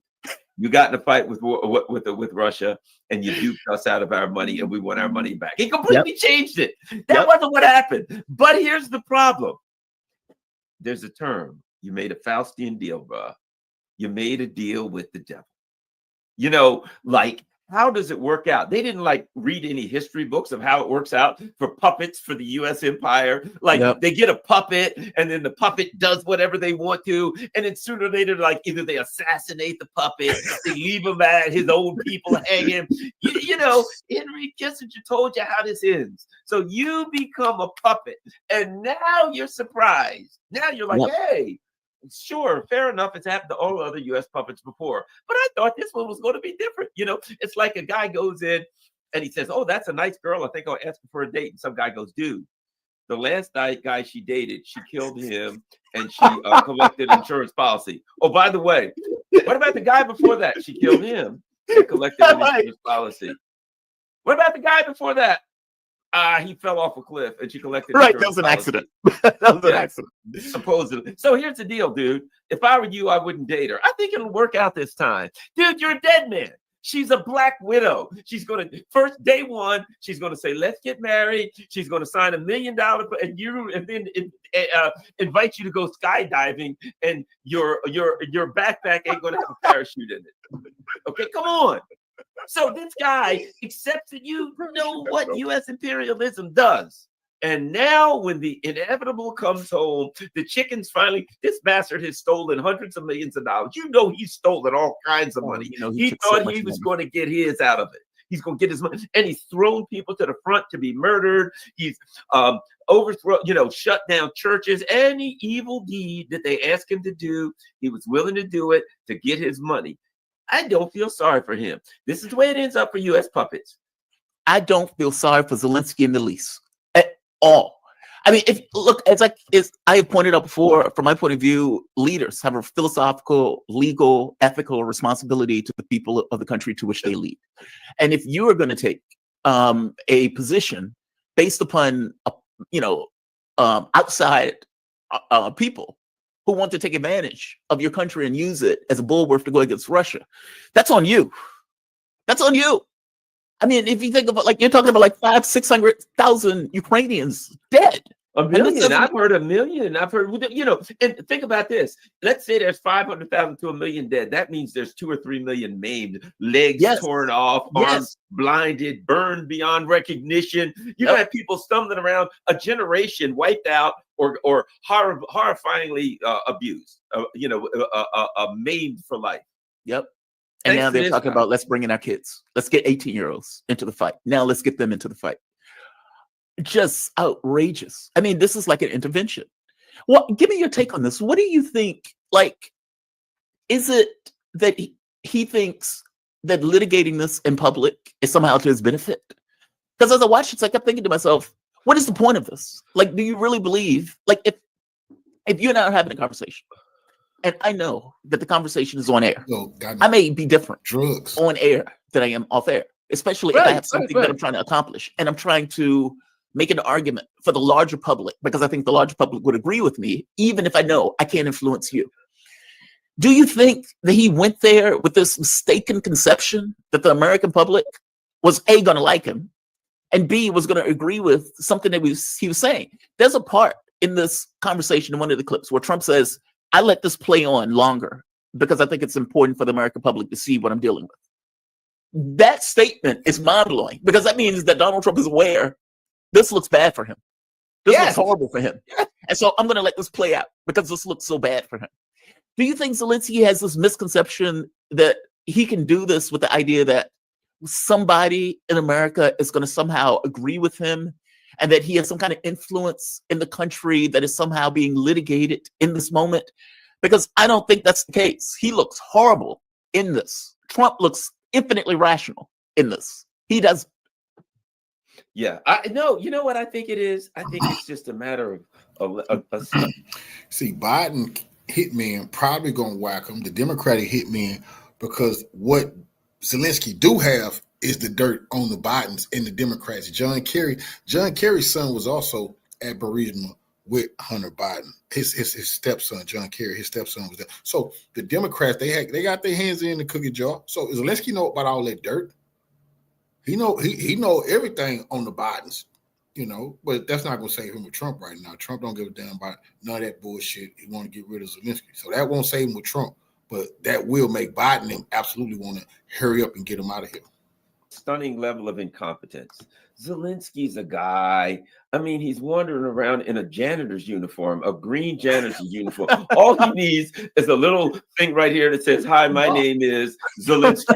Right? You know what I mean? Right. How may I help you? My name is Zelensky or something on there. He's wandering around. He does not understand the dynamics of power he's dealing with. He is not in a position to hold that. He's come to the Oval Office. I know right now, if they sent me to the Kremlin, I wouldn't disrespect Vladimir Putin in the Kremlin. If you sent me to the White House or the Oval Office, I'd shake the president's hand, thank you, sir, and I'd leave, whether I liked him or not. Biden, I hated this, but I would know, hey, there's a certain protocol. I'm in the White House. This is the president of the United States. He's a genocidal bastard, and I hate Joe Biden. But yes, sir, and I would be respectful, and I would leave. He doesn't understand the dynamics of power that he's in, as well as you and I do, and we're just friggin' YouTube hosts. Yeah, but we understand the dynamics of power. If they said, look, Jamal, tomorrow you're going to go to the White House, president wants to talk to you, you'd wear a suit and tie. I wear a suit. It's the White House. I'd go get a haircut. I'd make sure I shaved. I'd get a suit and tie. I'd make sure, okay, I wash my face and I put some lotion on my hands so they're not ashy. I'm going to look respectable. And I'm going to walk in, yes, sir, Mr. President, blah, blah, blah. I understand. This guy, if you look at one point, Trump and what's his name, Advance are talking, and he won't shut up. Yeah. He won't shut up. They're like, Ed Block. He's like, blah, blah, blah. Like he keeps trying. And I'm like, no, this is not what you really need to be doing right now. You're making it worse, dude. Yeah. Shut up. You're making it worse. And you look at his face, he's like, oh shit, this is a mess. Oh, what do I do? Oh my, look at it. I was just like, I got the video playing, and every time I see him, he's like this. Oh shit. It's like, oh shit. What the you know what I mean? So bad. I felt sorry for the dude. I felt sorry for him. I'm like, oh. I didn't feel sorry for Zelensky. I thought this was an intervention that Zelensky needs. I thought that he is in a fantasy land. You not only are you not showing respect, you're doing so to somebody that gave you $300 billion. Can we put that in context? Right? Like, you are beseeching Trump for more money, more military aid, more military assistance after he has already given you all of this money. And you can't even wear a suit. You get one of the reporters asks them, do you own a suit? And Zelensky's like, yes, he mumbles it through, and they start laughing at him.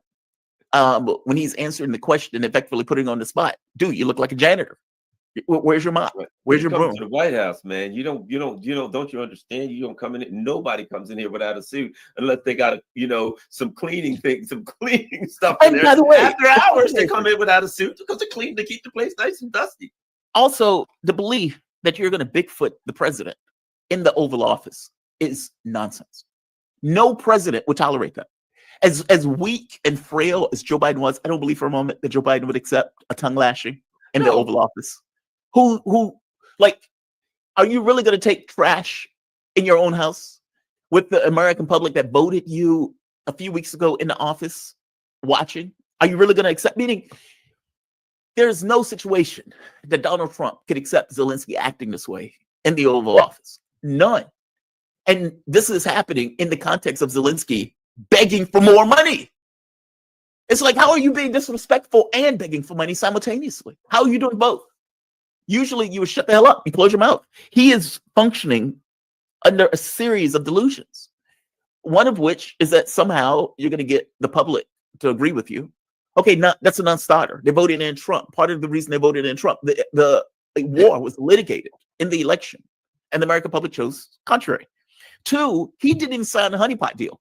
The mineral deal. I call it a honeypot deal. The reason I call it a honeypot deal is because the entire point of that deal is to get the U.S. entangled into Ukraine under this idea of, okay, well, you have 50% of our resources, so now you have. Revolutionary salute to our family lunch break chronicles for the donation to the war chest. Revolution is a way of life. Absolutely appreciate the love, family. Salute to you.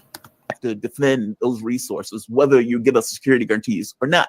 Zelensky didn't even sign that deal. That deal was screwing over Ukraine, yes, but at the very least, Ukraine could have later said Zelensky is not really the leader, so we're not going to accept the deal.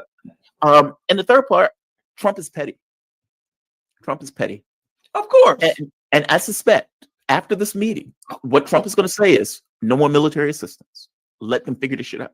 Oh, that Starlink, I think it's done. I think Starlink, when the sun goes down, when it rises tomorrow, there won't be any Starlink satellites. But yeah, of course he is. But the bottom line is what we're looking at here is This is you know, in a way, I could put this is the imperial decline of the United States. We're looking at with this shit show, one after another. You know, I mean, as I said, the big part of it is this, and you got to take this into account.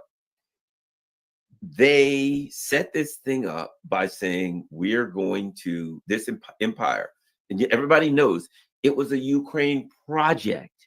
It was a United States project. They overthrew the government. They put in their puppets. Then they started extracting money. Hunter Biden and all these people, they're extracting money out of the stealing, robbing the place blind. They're setting them up, these poor bastards, up for war. Yeah, we got you covered. We're going to support you forever as long as it takes fighting Russia. They give them military uniforms. They give them, we'll set you up to fight this monstrous bear. Yeah, there's a bear right there. We're going to throw you in the cage with a bear. And they're like, yeah, throw us in a cage with that bear. And we got your back. All right. Right. So this all happens. I mean, you have to take into context, you know, that there was this clear project. They armed them. The U.S. has paid for everything. We paid their salaries. We paid Zelensky's salaries. We paid for electricity, everything to keep this project going. And just like that, January 20th, Donald Trump comes in and says, all of that never happened. We're done. What happened was, and he's got a new story. You know, I don't think that's the way it happened. He says, you played Joe Biden like a fiddle. Yep. That ain't what happened. and here's the beauty of it. Zelensky can't say that. He can't, because he's in league with the devil filling his pockets. Zelensky can't tell the truth. He can't say, nah, that ain't what really happened. They really set us up, me up as a puppet, and they set us up against. He can't say that. And let me ask you this. Here's the question. Takes my agency. For you. Macron and Starver come crawling in, you know, doing the old green eggs and ham thing with Trump, right? Hey, we're going to send troops. Will you send troops in Ukraine? No. Will you send them in a bus? No. You know what I mean? Will you send them in a train? No. Will you send them in a plane? No. I will not send troops to Ukraine. I will not send them in a train. I will not send them in a plane. I will not send troops. They're doing green eggs and ham. And then next comes Starmer. All right, you have something to say? Will you send them in a car? No. Will you send them on a bar? No. No troops to Ukraine. So they come in and they beg Trump, and Trump says, no troops, no Americans, no backstops, nothing for Ukraine. So that all falls apart. And then what happens? And then Trump says, I don't want to meet with Zelensky. And like the geniuses they are, they're like, you got to meet with Zelensky. Yeah, right. I bet they're thinking to themselves, you know, in hindsight, perhaps we should have listened to Trump and told him not to meet with Zelensky. Here's my question. What position does that put Starmer and these other idiots who have thrown all of their support behind him? What position are they in now? They're in the same position that they was before this meeting took place. They were never part of the negotiations. Like if you watch the Starmer thing, there's this great point where Starmer is using this kind of nuanced, insidious language of we back each other. We're allies. We're closer than blah, blah, blah. And Trump turns to him and says, hey, you can fight the Russians by yourself, right? And everybody in the room laughs. Everybody in the room laughs. Starmer so leaves his body in that moment. And everybody laughs. Donald Trump used British weakness as a punchline. Think of how damaging this is, right? I've been binging Marvin Gaye's, what is the name of that song? To Keep You Satisfied. Uh-huh. And there's a part of that song where he says something like, you know, I could not bear the mental strain, and can you understand how much pain I'm in this moment? I love that tape, right? Like he's like, I'm showing you how much pain I'm in this moment. It is humiliating for the Brits who have this arrogance going with this idea of the British Empire to get joked by the American president about how weak they are in relation to the Russians. And for America to use it as a punchline, as he effectively tells Starmer, no, we're not getting involved. Do it on your own. If you're going to do this, do it on your own. If you want to fight the Russians, God bless. We're not touching it. And to make it clear, there was another part in the meeting where Starmer says something to the effect of, well, we're going to negotiate this thing. No, you're not. You're not part of the negotiations. You are in the room with Kellogg as he babysits you while the adults, Putin and Trump, negotiate a deal.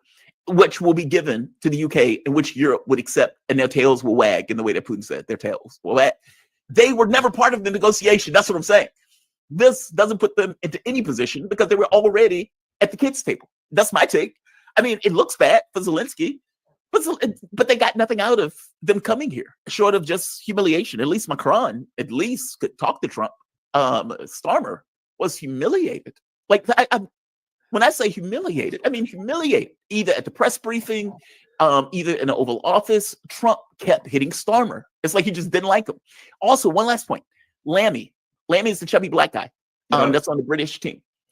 If you remember, Lammy trashed Trump on, I believe, Twitter. Oh, he said this is, we shouldn't have him coming into the country. He's an embarrassment. He's a humiliation. Lammy was in the Oval Office with Keir Starmer. And so I strongly suspect that part of the reason that Trump was trashing Starmer in that meeting is part of the fact that he knows that these are the same people that were working against them in one sense. And two, they have had big mouths without any capability of doing anything about the fact on the ground, despite their big mouths. So for my take, they were not in the mix in the first place. They were not going to be part of the negotiations in the first place. They left without getting anything in return. Zelensky made an ass of himself. And if there is a difference, it's that Trump is probably going to be more petty. No, we're pulling out. We don't want to have anything to do with it. We're leaving it. Figure it out on your own. As you pointed out, the Starlink went down. Oh, how did that happen? Who knew? No weapons came this week. Oh, that sounds pretty bad. Sucks for all of you. Europe, I guess we'll have to pick up with it. He may get very petty. If there's any difference, that difference may be we're out faster. We care less, even less than we did before. Like, it becomes that, right? But I guess my point is Europe was always sidelined already. Yeah, this is the worst possible thing that could have happened to Zelensky and the Europeans, and this is the best possible thing. This was the greatest gift to Trump as it is, because now, his entire MAGA world are all going to turn on how bad they hate Zelensky. They despise Zelensky. I already saw where David Frum and some of these idiots, well, there you go. That's the embodiment of the Trump-Russia collusion. And I'm like, really? That's the best they can do. I mean, their take is, Trump-Russia collusion. Everything with them is Trump-Russia collusion. If it rains, there you go. There's proof. That's about all the proof they've ever had of Trump-Russia collusion. By the way, Trump answered that in this press conference because somebody said, aren't you working with Putin or something like that? And Trump is like, what is wrong with you? I'm working for America. Like, I am taking a policy that is explicitly in America's best interest.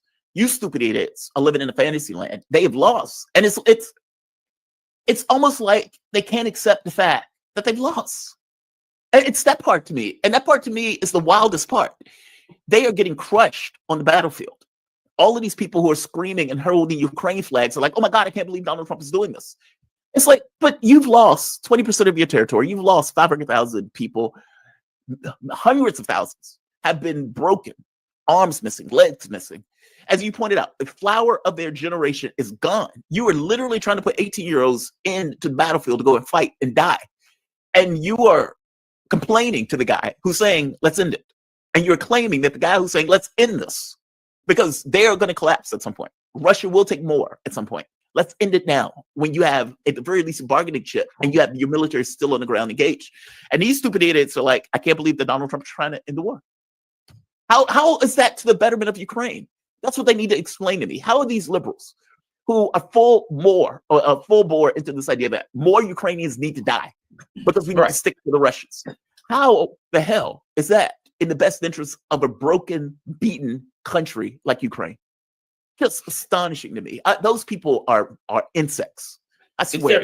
You notice it's a total inability. The problem is they've got so much emotionally and politically invested in Ukraine. Like, for instance, just like Starmer. How does Starmer wake up one day after he said to the British people, you've got to suffer for Ukraine, when they look at what UK was before the Ukraine conflict started, and now it's a godforsaken hellhole. It's a disaster. And all throughout Europe, the poverty, the prices have gone through the roof. And it was we've got to do this for Ukraine. We've got to do that. And one day, and here's the problem. Because, why do we have to do this, Keir Starmer and Macron and Schultz? because if you don't, the Russians are going to come over the trenches and attack us all. If we don't suffer like this, the Russians are coming in, and they're not going to stop at Ukraine. They'll keep coming. It's Poland, it's the Baltics. They'll just keep coming. You get a deal, and the Russians ain't coming. And the war stops. And they're like, well, when are the Russians coming? You told us if the war stopped, the Russians were coming. The Russians ain't coming, are they? Perhaps we've been had. And a better question, lied to. What was it for? That's it. What was it for? That's the obvious question. If you told us we had to suffer to stop the Russians from killing us all, and we suffered, and the Russians ain't going to kill us all. They're just back there minding their own business, doing Russian things. Like exactly what you said. Then why did we do this? And all of the people that were like, hello, you remember us? We're the crazy conspiracy theorists. We're the Russian bots that were fired from our jobs for being Russian bots and conspiracy theorists, that were thrown off Twitter and demonetized off YouTube. Remember us? Do you remember we told you at the beginning what this was about? Do you remember the term Ukraine project? So not only do they have to face their people, you know, and say, yeah, it looks like we did kind of lie to you. They got to face all of us, the people in the chat, the people, they got to even face them, right? Everybody who said, you're being lied to, guys. This is just the Ukraine project to go after Russia. Can they afford that? Well, you know what? People will be out for blood. People be saying, well, these people have got to be prosecuted. We need to do an inquiry into everybody that told us that. We need to look into the media. What were all these lies about? There could be ramifications in Europe. They're going to be electoral ramifications. Yeah. I mean, that's it. Like 3 years ago, those people, those governments are going to collapse. And if you think about it, look at the German government, that government collapsed. And yeah, the new administration that came in. But if you look at the ADP, Alternative for Deutschland, AFD, I'm sorry. Yeah. They're number 2 spot. This is considered a Nazi party. That, you know, the idea that that party is anywhere close to power is shocking. They're number 2. If you look at France, Marine Le Pen's party, they have to take this extraordinary maneuvers just to keep Le Pen's party from out of power. Like, even if you're looking at Austria, the far right party was able to take power. Maloney, like, meaning in the European parliamentary elections, there was a shift. European Parliament just ignored the shift, but it's there. And those people are angry. I mean, like, the businesses are closing. If you're talking about Germany, German industry collapsing. And to make it even worse, the money that Europe has been putting into the war, a lot of that money has been coming to the US. The extra money that Europe is spending on oil, they've been paying 5 times more from the US. When they destroyed the pipelines, okay, where are they getting the oil from? They're still getting it from Russia, but now they have to get it from a third buyer for 5 times more. All of this stuff is gutting Europe. They're making people's lives more miserable. And again, when I asked the question, it may be impolite. What was it for? You took all of this hardship and loss. And Trump comes in and is like, all right, we're rewriting this. It was not unprovoked. It was provoked. We are not going to do a ceasefire that is going to, resume in 6 months. It has to be a deal. It has to be an ironclad deal. You're not going to be part of the table because you had 3 years and you didn't do anything. So the adults are now in, and we will negotiate this with Russia. Like, that is mind-blowing. And then to add to it, we need 50% of your mineral wealth. Like, to add that to, like, but insult to injury, to even add that part to it after the fact. The question of what was it for is damning, because it's like you did all of this to lose, and then you didn't even have a good reason to do it. And you've damaged the European populations in the process of doing it. What was it for? Like somebody has to answer that. And they're not going to like the answer. They're not going to like the answer. And how about this? And if you're honest about this, I don't care whether you like Trump or don't like Trump. Doesn't matter. It's irrelevant. In the process of this, they got involved in American politics. Now, we can argue, we can go way back and say, yes, the Americans have gotten involved with European politics and have dominated European politics and all that kind of stuff, and have, did terrible things. I agree with that. But on top of all of that, they decided in 2024 that they were going to go with Kamala Harris, a person with the IQ of a bag of ice. And she was losing in every swing state. And some genius decided, I think she's got a chance. You know what I mean? It's like, even if you were going to, let's just say, for the sake of argument, you said, I'm going to get involved in U.S. politics. You're Keir Starmer. Let's go over there and help a candidate win. Okay, fair enough. I might not agree with it, but that's what you decide. But if you look over there and one candidate is losing in the polls in every swing state, it's probably not a good idea to choose that candidate to climb on board. You know what I mean? You probably, because the odds are overwhelming that that candidate's going to lose. We can talk about the right or wrongness of doing it. Just from a practical perspective, if they're like, Garland, go help this candidate. And I'm like, well, that candidate's losing in every swing state. And if that candidate loses, the other candidate that wins is going to know that I tried to help them. Probably not going to work out well. They're going to want some get backs. Yep. So they chose a person who, like most people looked at it and said, yeah, she's probably going to lose. The polls said she's going to lose. Everything around said she's going to lose. And these idiots chose her. And then when she lost, they're like, oh shit, how do we deal with Trump now? And I'm like, there's no good guys here, man.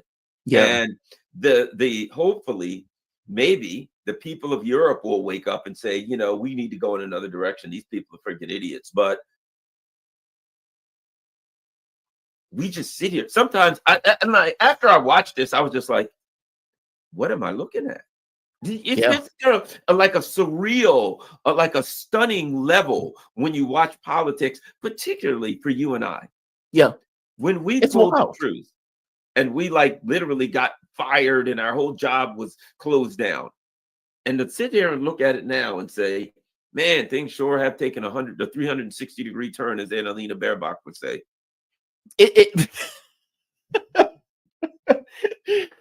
God, she's so attractive. I know every time I say God, I know every time her name comes up, I say that. She is loony as a fruitcake, but Lord knows she's attractive. It is a weird feeling to lose your job for doing the right thing, meaning on the right side. It is doubly weird for like 3 months later for a new administration to come in and change all of it overnight. Like the entire narrative, the entire story, the entire point of view, all of it changed. It is a very bizarre feeling. Like it is very surreal. And as you point out, watching that is super surreal. Like, you know, they don't like Zelensky. You know, Zelensky is frustrated. You can see it on his face. You can hear the exasperation in Trump, where Trump's like, I just want this shit over with. I just want this over with. Dude, I just want this over with. You're in my way. I just want this over with. Yes.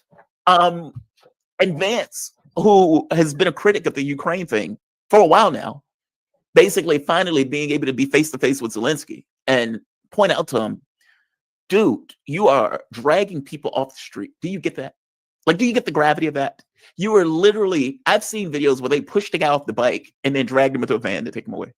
Like stuff like this, taking people out of nightclubs, dancers, haberdashers, barbers, snatching people off the street, going to get groceries.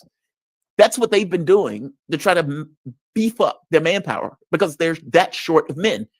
Remember, Ukraine started this with a 3-to-1 manpower advantage. People may forget that today, but when Russia went in, they only went in with 150,000 people. Ukraine had like 1 million man military. Russia is sitting now with like 1 million man military. Ukraine is barely is getting dog catchers and hat makers and dancers to be thrown onto the front lines to get killed by the Russians to save time. It's not even that they believe that they're going to make advances. It's just hold the ground, just hold ground, just try not to die and hold ground. That's where they are. And so it's a bit rich that Zelensky is sitting here acting like we need to keep fighting. Are you serious right now? Oh, I love that Vance is like, they're getting exasperated with him, which I kind of like. And the other part is back in Ukraine. I mean, the Ukrainians, the Ukrainiacs, I forgot, is that Caleb Maupin calls them. These people they're not rational. You've got these, neo-Nazis and these other people there. And but even them have to be looking at Zelensky, knowing they know what they got. But even they have to be looking at it saying, this is not going to work out well for us. You know what I mean? I mean, we're going to keep on fighting. You got to be looking at saying, Yeah, they're going to cut off Starlink. And we know, how long do you fight knowing there are no more weapons coming from the U.S. and the Europeans are like, okay, we'll get some money together. Okay, fair enough. What are you going to buy with it? But let's say they had $1 trillion right now. Let's say they had $10 trillion, right? It's like if you and I are it's almost unimaginable amount of money. if you and I were on a desert island and I had a chest full of money and you had a bottle of water, I don't care how much money's in that. I need to give it to you to share that bottle of water with me, or I'm going to die. Right. Yeah. Like, well, yeah. And you're like, I got 2 gallons of water and we've heard from a rescue ship. It's going to be here in 5 days. That's enough for us to both live. And I say, how much is the water? And you say, how much you got in that chunk? Oh, $10 million. I'll give you half of this water for $10 million. Or you can just keep it. And I'll get it after you, and your skeleton will be laying. You know what I mean? Right. Money is only as good as what you can buy with it. Right. And so the problem they have in Europe is, let's say they finally decide we're going to take the Russians $300 billion and we'll use that, right? But they have nothing to buy. The U.S. is like, we're just about out of stuff, man. We can't import our coffers anymore. They don't have any more. So even they can't buy stuff because it's not being made. It's not physically present in this universe. Right. So they're getting to a position where they're like, we must keep on fighting. You're not having any weapons. And now it's going to get worse because you're not going to have any support from the United States. And what happens when they can only talk within these local platoons? But if they try to use radios to talk back to headquarters, they might as well text Moscow, because all that stuff's going to be intercepted immediately. It's not encrypted. Come on. They might as well call the Russians. All right, we're all moving to the left now. You might want to sight the artillery in. And by the way, Trump may not sell them the weapons. Even if they did have the money, Trump might be like, I said I want to end the war. You're not getting weapons from us. Then what?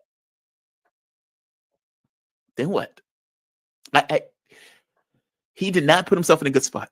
What do you think Trump does now? Oh, I think he's pissed.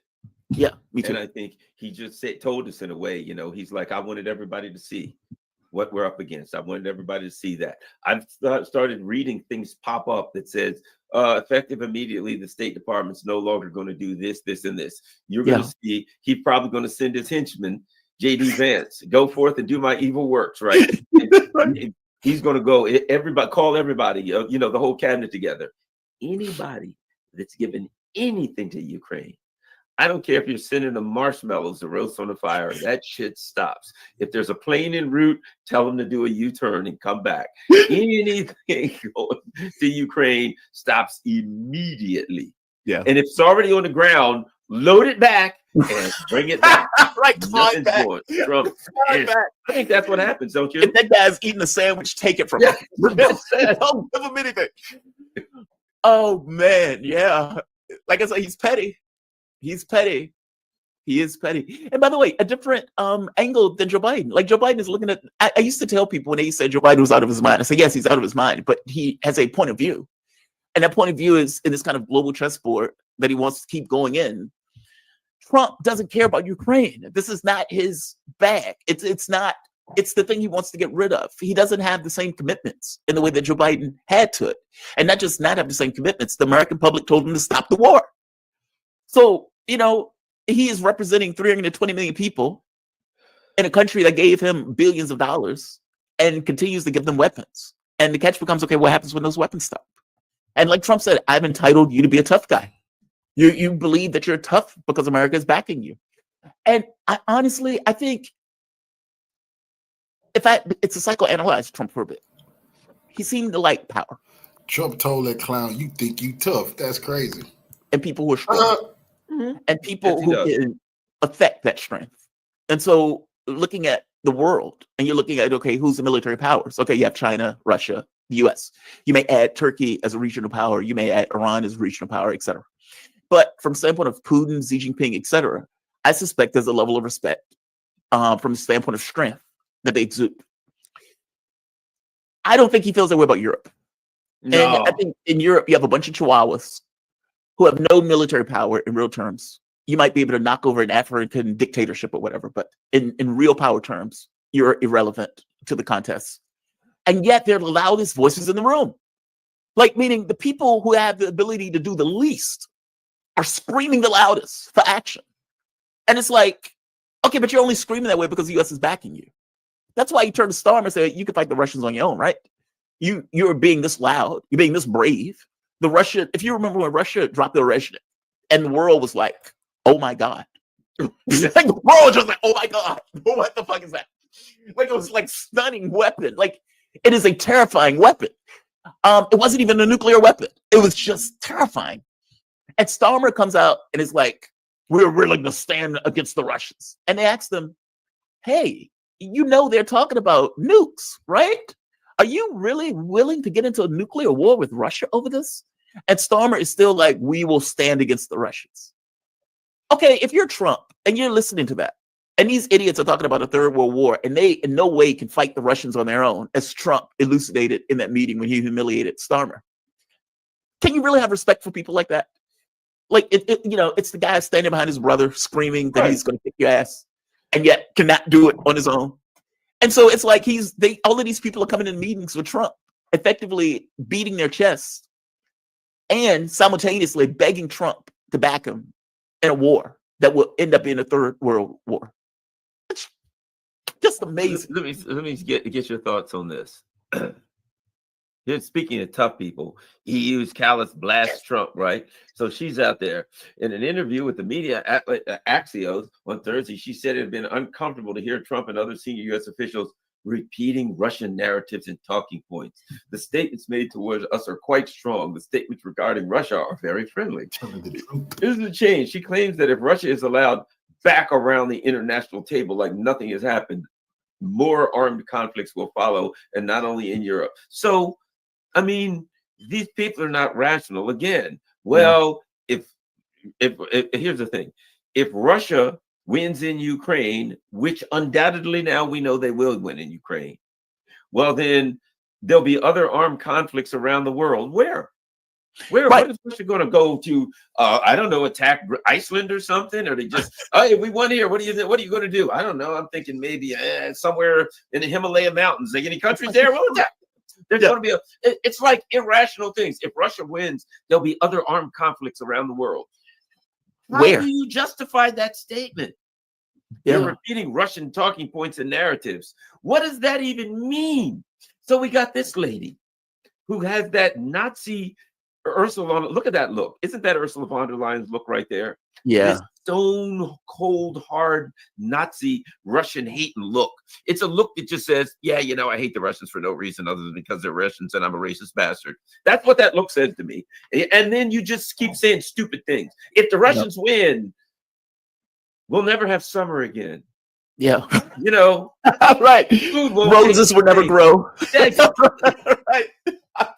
What do you think of this? Like, and she's from what, Estonia? Estonia, yeah. Estonia's like the size of I don't know, a medium-sized It's like Rhode Island. It may be Rhode Island at maybe Rhode Island. I don't even know if it's that big. It's like a borough in Moscow or 1.4 million people. Yeah, but they put like the entire EU. I could understand if it was somebody from Germany or France or one of these major, Italy maybe, but you take somebody from Estonia, some deranged lunatic from this postage stamp size country who just hates the Russians because it's Friday and you got to hate Russians on Friday. She's a maniac. And that's, you put people like that out front and you're supposed to be credible. And then she uses words like Russian narratives, which mean nothing. Yep. Either the statement is true or false. Like, just because Hitler likes dogs, I like dogs, doesn't mean I like Hitler. Like, it's a stupid refrain when I hear that. And that's the way liberals have started to talk, though, which means they have no argument in this stuff. You're right. Like, what war is she referring to? Like, what is the war that she believes that's going to take place when Ukraine war ends? What war? And she, whether she realizes it or not, she's living in fantasy land, because if they get what they wanted and Russia continues, they will get to the border of Poland and Poland will shit a brick when they do. Meaning, if Russia subsumes all of Ukraine and they push it to the border where they just take it all And Poland is going to lose its mind. Europe is going to lose its mind. So it's like Trump is like, dude, get a deal. You're better off with a deal as opposed to just kind of letting this play out for God knows how long, where unpredictable things can take place in the context of the war. I have no idea what she's talking about. And by the way, that's the one that Marco Rubio refused to meet with, where apparently Marco Rubio canceled the meeting. He was like, why am I having this conversation? This woman is a lunatic. And he didn't show up. He canceled his meeting with her. She was supposed to be coming to the US to have a conversation. And Rubio's like, dude, I don't have the time for this. And I suppose that after Rubio watched this meeting, he's like, whew, I dodged a bullet on that one. I didn't want to have to talk to that lunatic, this deranged goofball, coming from this tiny country, beating her chest about how strong she is, the mighty Estonia and the mighty Estonian army, an ironic term in terms. Yeah, she's nuts. She's a lunatic. She's attractive, but she's a lunatic. And here we go. I need to stop saying that. I'm being misogynistic. I'm sorry. No, you're not. I mean, hey, it is what it is. Crap, they won't let me get it. Won't let me see this. I'm trying to get. No, I don't want an MSNBC app. Yeah, I hate anyway, that stuff. There's no button or link. There may be something at the top of the page where you can click to get rid of it. Trump and Vance berate Zelensky, Ukraine Zelensky, right? And they're going on screaming headlines. Screaming they're headlines. angry. Talk to Zelensky like that. And they just talk about it. The trouble was that he killed our people and he didn't exchange prisoners. He said, but what does that since it's a war? He killed our people. Okay, yeah, that's a war. I can give you with that. He didn't exchange prisoners. That's bullcrap. I don't know how many prisoners exchanges that I've seen. What kind of diplomacy are you speaking about? What do you mean? Well, wait a minute. You're not making sense. He didn't exchange prisoners. How many prisoner exchanges have you had? I've personally seen them. There was one, like a week ago? There was one where they shot down the plane of their own prisoners. Yes. And there was one like a week ago, if I'm not mistaken. I could be wrong, but that was a recent one. I don't know what he's talking about with the exchange of prisoners and stuff. And none of these papers point out that, the Minsk agreements 1 and 2, none of them point out the Istanbul agreements. They don't point out that Russia attended to the agreements, Europe and Ukraine did not. They don't point out the overthrow of the government in 2014, meaning all of these things are pebbles leading to chaos and catastrophe that they leave out constantly in the way that they frame this. So it's like, if you see two people fighting, one guy beats the hell out of the other guy, you may feel sorry for the guy that lost until you realize, oh, the guy was a pedophile. The guy raped this kid or something insane, right? Where you're like, oh, okay, fair enough. That ass kicking was deserved. I don't entirely feel that way about Ukraine. I mean, because the reality of it is the public of Ukraine picked Zelensky because, oddly enough, that deranged degenerate was a peace candidate. It was, a switch and bait. They voted, say, okay, this guy's going to avoid a war, and that was the goofball that got them into a war. Just you know what's interesting. So this is the MSNBC, right? What MSNBC, what the Democratic Party, which is the Democratic Party outlet, this is what they stand for. The Democratic Party outlet. Former Republican Liz Cheney of Wyoming, generations of American patriots from Revolution onward have fought for the principles of Zelensky is risking his life to defend. Nazis? I thought we fought against the principles that he's, quote, risking his life to defend, right? Then they go on. Now listen to this. Former White House National Security Advisor John Bolton, who served at Trump, said, they're drinking vodka straight out of the bottle in the Kremlin tonight. It was a great day for Moscow. That is why the Democratic Party is sidelined.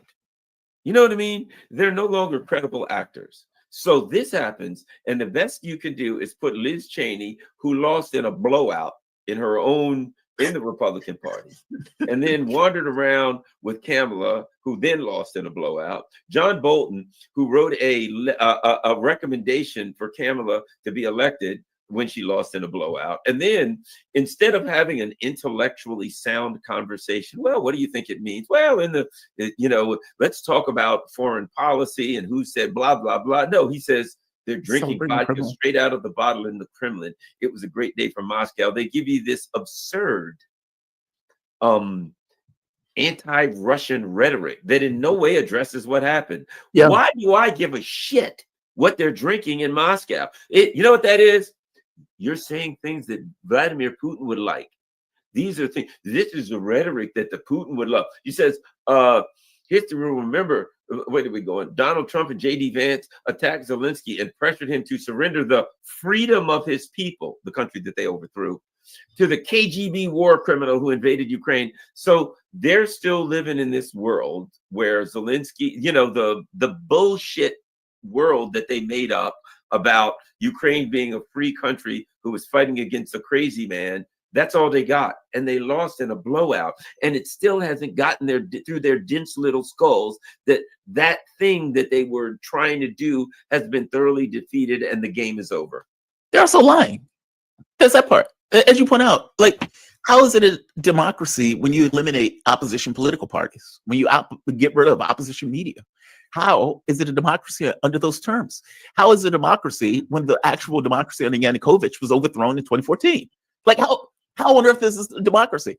Also, it's a bit rich to me that lunatic John Bolton is still giving political discourse. Like, John Bolton was a lunatic even in the Bush administration. And the fact that liberals now like John Bolton is weird. It's weird. Like, it's strange. Or even liking Liz Cheney. I mean, Keith Olbermann used to give hate screeds on his show on MSNBC against George Bush, John Boltons of the world, the Dick Cheneys of the world. And now, somewhere along the way, they're like, hey, those wars, those were actually good. And we don't like Trump. And so if Trump is trying to end the war, then, we don't like that. So we need to find the most neocon, deranged lunatics, the most sociopaths of the sociopath scale to come and give commentary on MSNBC liberal. That is outrageous. That is outrageous. I mean, A, they're lying. B, they're getting it so, like, it is so dishonest in its framing that it is epic on some level. Just pathetic. Now we look at the Washington Post. We look around a little bit. Tears and shock in Ukraine and Europe. Screaming headlines. I expected the screaming headlines. Those are the best. Right. I'm just crying because of what I hear a Ukrainian lawmaker said. Just the word, wow. We still have a lot of work to be done. Better war than shame. I love this. Better war than shameful peace. You're going to lose. What does that even mean? What does that even mean? And the Washington Post wrote a story like that too, where they were saying in the opinion section, it may be better for Ukraine to lose on the battlefield than to have a peace deal. And you're like, but both of those things end up in the same place. The only difference is in one, you save lives. In the other one, you let Russia take it all. Meaning the moment that the Ukrainian military collapses, Russia gets whatever it wants. Whatever it wants. And however it wants it. Your ability to go to negotiations is over. Your ability to have a take goes out the window. So this idea of, hey, we should just fight until everybody dies in the military. How is that a take? Like, how is that a real take? I don't get that. And as Trump is trying to explain to him, Trump is effectively saying, I am trying to save what's left of your country. That's what he's saying. They may disagree with that. It may not be coming from a good place, of love for Ukraine, but ultimately, I am trying to save the rest of your country. You have no cards in this negotiation because you lost on the battlefield. We need to accept that as reality. You lost. And because you lost, any negotiation that takes place in the context of the war is a pointless endeavor for you because you have no cards on the table to play. If we expand negotiations to other things, with Ukraine being one of those things, then at that point, because we've expanded the space to which we can negotiate and talk, there are other things that we can add to this that can be in your betterment, as opposed to where you are now, where you have nothing to gain on your own. And Zelensky, being the incompetent troglodyte that he is, doesn't get it. He doesn't get it. He is in a fantasy land. These people are delusional. It's absolutely crazy to watch. And, over the weekend, we'll see different people talk about it. It's going to be interesting to hear what Alexander McCurry says. Yes. Oh, he's so good. He's so good. Yeah, it's going to be interesting to see what he has to say in various people. But I mean, you got to look at it now. I don't think it's not going to be a matter of what's said. I think one of the things that I took out of there is Trump making a point that I wanted everybody to see this. And I think that there's something behind that, because what's behind that is put the whole week together. Macron, Starmer, you guys got nothing. I mean, kind of like, you want to fight the Russians, you got nothing. At one point, I think Starmer said something like was talking about what, the Russians are going to have to make concessions and give up territory. And Trump said, good, you try and take it from them. Yeah. Right? Yeah. You're so badass, they got to take territory. Yeah, good luck. You go take it from them. I got the clip where Trump pointed out, I think it's good for the American public to see this, just so the audience can see it for themselves. Because you're right. He is effectively saying, this looks so bad for you that it only helps my case to the American public. It's going to be a very hard thing to do business like this, I tell you. Say thank you.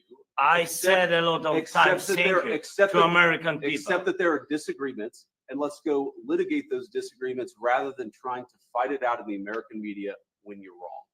We know that you're wrong. But you see, I think it's good for the American people to see what's going on out here. I think it's very important. That's why I kept this going so long. You have to be thankful. You don't have the cards. You're buried there. Your people are dying. You're running low on soldiers. Listen, you're running low on soldiers. It would be a damn good thing. And then you tell us, I don't want a ceasefire. I don't want a ceasefire. I want to go and I wanted this. Look, if you could get a ceasefire right now, I tell you, you take it so the bullets stop flying and your men stop getting killed. Of course, we want to stop the war. But you're saying you don't want a ceasefire. But I said to you, I want a ceasefire. with guarantees. Because you'll get a ceasefire faster than an agreement. It's going to be a very hard thing to do. That is fascinating. God, I love that clip. I mean, this is a businessman. I was with my doctor once, and I had a transplant. And I remember I was sitting in the car, like, all right, even if I need to be irradiated, I am willing to fight tooth and nail to keep this transplant. I go in and the doctor's like, all right, this has failed. There's nothing we can do with this. I understand what you want. What you want is not acceptable in regards to realistic reality terms. It's that. It's this honest, brutal, scathing assessment because you are not getting the gist of what is being said in a normal fashion. Trump is telling him, look, man, you're losing your people. Your people are dying. Your military is broken. You are out of cash, out of money. You have nothing. You have no cards to play in this. Zero. And you are sitting here saying that you don't want a ceasefire. How are both of these things living simultaneously? Meaning, how is it that you have fundamentally lost on a massive effing level, and yet you want to keep fighting? And you have no cards to play in this fight. Meaning, if I stop giving you weapons, you stop having weapons. If I stop giving you money to keep the lights on, your lights are no longer on. If I stop giving you money for the energy grid, you no longer have an energy grid. You have nothing in this. How are you sitting here making this argument to me that you want to keep going and that we should somehow continue to back you in a losing cause? Like, that is a fascinating, scathing intervention. And to add to it, I'm glad the American public is watching this.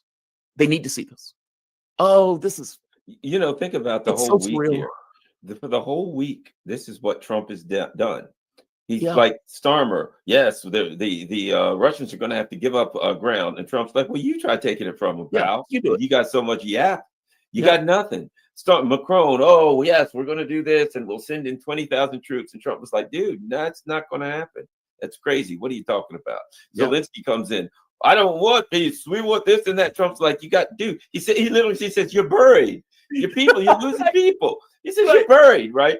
And it's like the whole week, one after the other, a lunatic comes into the office and says, we want to do this. And Trump says, you got nothing. You can't win the fight. Next guy, all right, we're standing up to the Russians. How about that? And Trump's like, you're asking me to stand up to the Russians. You ain't stand up to the Russians. You have nothing to stand up with. Next guy comes in, is Zelensky. Hey, we can't just let the Russians get away. He's like, you're losing the war. What do you? And it's like, can you imagine? Not to defend him, but can you imagine the frustration of the Trump people week after week, having one idiot after the other marching in this dream world where they can still fight the Russians, and Trump's just like, You've lost the war. You got nothing. You're asking me to support you. I wasn't even in office. It wasn't my war, and I don't want it. Yep. I don't want it. I wasn't here. I don't want this. I want to get out of this. I got plans for my presidency, and they don't involve nuclear annihilation. Right. So the answer is no. And they're like, okay, well, we'll send Zelensky in next, and he'll ask you the same stupid damn question and get the same answer, because for some reason it doesn't seem to get through any of their heads. Yeah, it's a parade of goofballs coming in, asking them to continue something that Trump has already said he's going to end it. It's like they're having this passage to Mecca to kiss Trump's hand and beg him to keep the war going. And he keeps he has to be frustrated. And you can hear the exasperation on him when he's talking to the press, where he's like, dude, all of these people are getting killed. What's wrong with you people? It's like, am I the only sane person in this room? Why are you people like this? It's fascinating. It is fascinating. It is surreal. It is very surreal. Yeah. I just wonder, when he gets back to Kiev, if the people there see him as a liability, if they think, well, Trump's pissed at him, so we're in trouble and they're shutting everything down. But perhaps if he wasn't in the way, we could renegotiate with Trump. I mean, he don't have to be scared of Trump. I think he has to be scared of the people back home who may say, he's too much of a liability now. And now that he's a liability, because they're very dangerous people. They threatened him before. And we'll see if he survives the weekend. That's the question. I don't even know if he's going to survive the weekend, because he's got to go home. And this is crazy. I guess we'll have to talk again early in the week and figure out what the heck. Aren't the Europeans supposed to be having a meeting on Sunday? I think that's a good question. Like Macron and Starmer and those guys are supposed to be getting together to have a meeting about this on I'd like to be a fly on the wall in that meeting. So they're having another emergency conference. I think so, but they're not rational. You know what I mean? I don't even think they'll address this. They'll just say, yes, poor Vladimir Zelensky, you were mistreated by Trump, and he's probably a puppet of Putin. Now let's get back to our plan to defeat the Russians. Because they're not rational. I get the sense that Europeans are living in history. They're living in a time capsule. Like, they still think of themselves as, well, we're colonizers. We went into Africa. We went into South America. We colonized these countries. We are better. We're superior. We're this, we're that. And being put to the kids' table is a blow to the ego in a way that I don't think they've ever experienced before. Like, meaning on the world political stage, they've been sidelined. And an enemy that they've defined that doesn't need to be an enemy, but is an enemy in the way they've made them, Russia, is now working with America, who used to be their big brother, and are working with them to try to normalize relationship between the two. And then the catch becomes, okay, well, Europe whipped itself up into a war footing. It allowed its industries to be destroyed. It allowed all of this money to be drained out. And now America is saying, okay, we're done. We're finished with this. We're putting our toys back and we're going back to normal. And Europe is like, yeah, but we damaged ourselves for you. And more to the point, how are you sidelining us in any of these conversations? Like it has to be a blow to the ego to have Kellogg point out, I'm babysitting Europe, because they're going to bitch and moan, and they need somebody to bitch and moan to. And so my job is to sit here and listen to them do the bitching and moaning while Trump and Putin figure out how the world is divvied up. Yeah, I can imagine that's a blow to the ego to colonizers and people who think of themselves as superior. You make a good point here, and it's something I thought about recently, and that is, look, England and France were these gigantic worldwide empires. Africa, the Caribbean, and then Asian islands, and all this stuff. Remember French Indochina, all this. So they were these. And over the course of time, they've kind of shrunk, right? But they attached themselves to the U.S. empire, so they could still fool themselves. This has been going on for centuries. They've been empires for centuries, so they could still say, we're somewhat of an empire because we still got the U.S. and we're attached to it. And for the first time in a bunch of centuries, the Brits got to say, oh, crap, we're just a little island on the other side of the channel.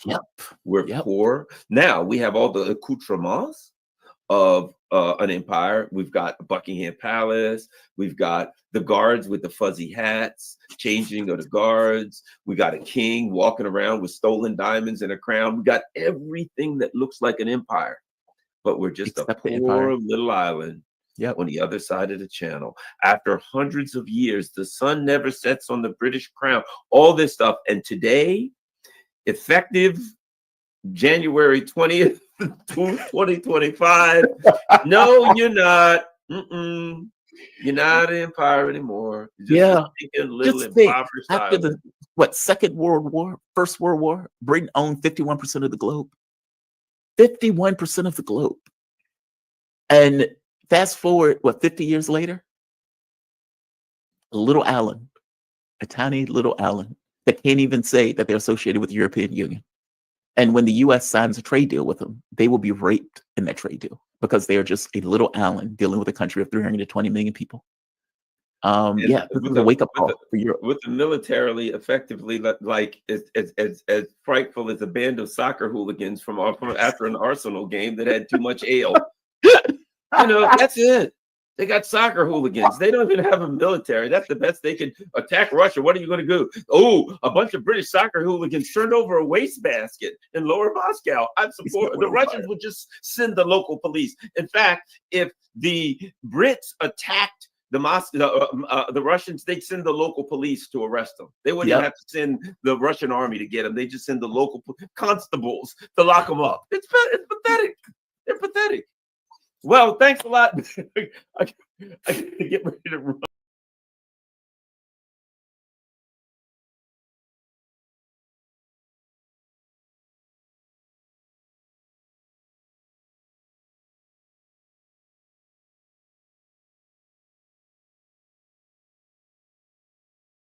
DC. And we're also privileged to have Larry Johnson back for the second time in 1 week. That's a big plus here because Larry not only has some good ideas, he's also well connected. So I'm going to be real interested in hearing all of our viewpoints on this today. Larry, I mean, just what did you think? I just got to ask, when you first saw these clips that happened, what in the world went through your mind?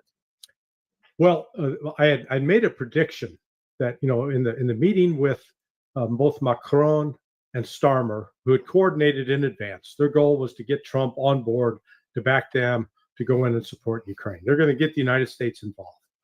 And I said there was so much smoke being blown up both Macron and Starmer's nether regions that I was surprised the fire department, DC Fire Department, was not called to the White House. Hey, we got a lot of smoke coming out of there. So I figured today, man, that smoke machine was going to be roaring full blast. Well, it caught fire. Well, yeah, it wasn't just smoke, man. There was an explosion. I don't even think just fire was going to get it.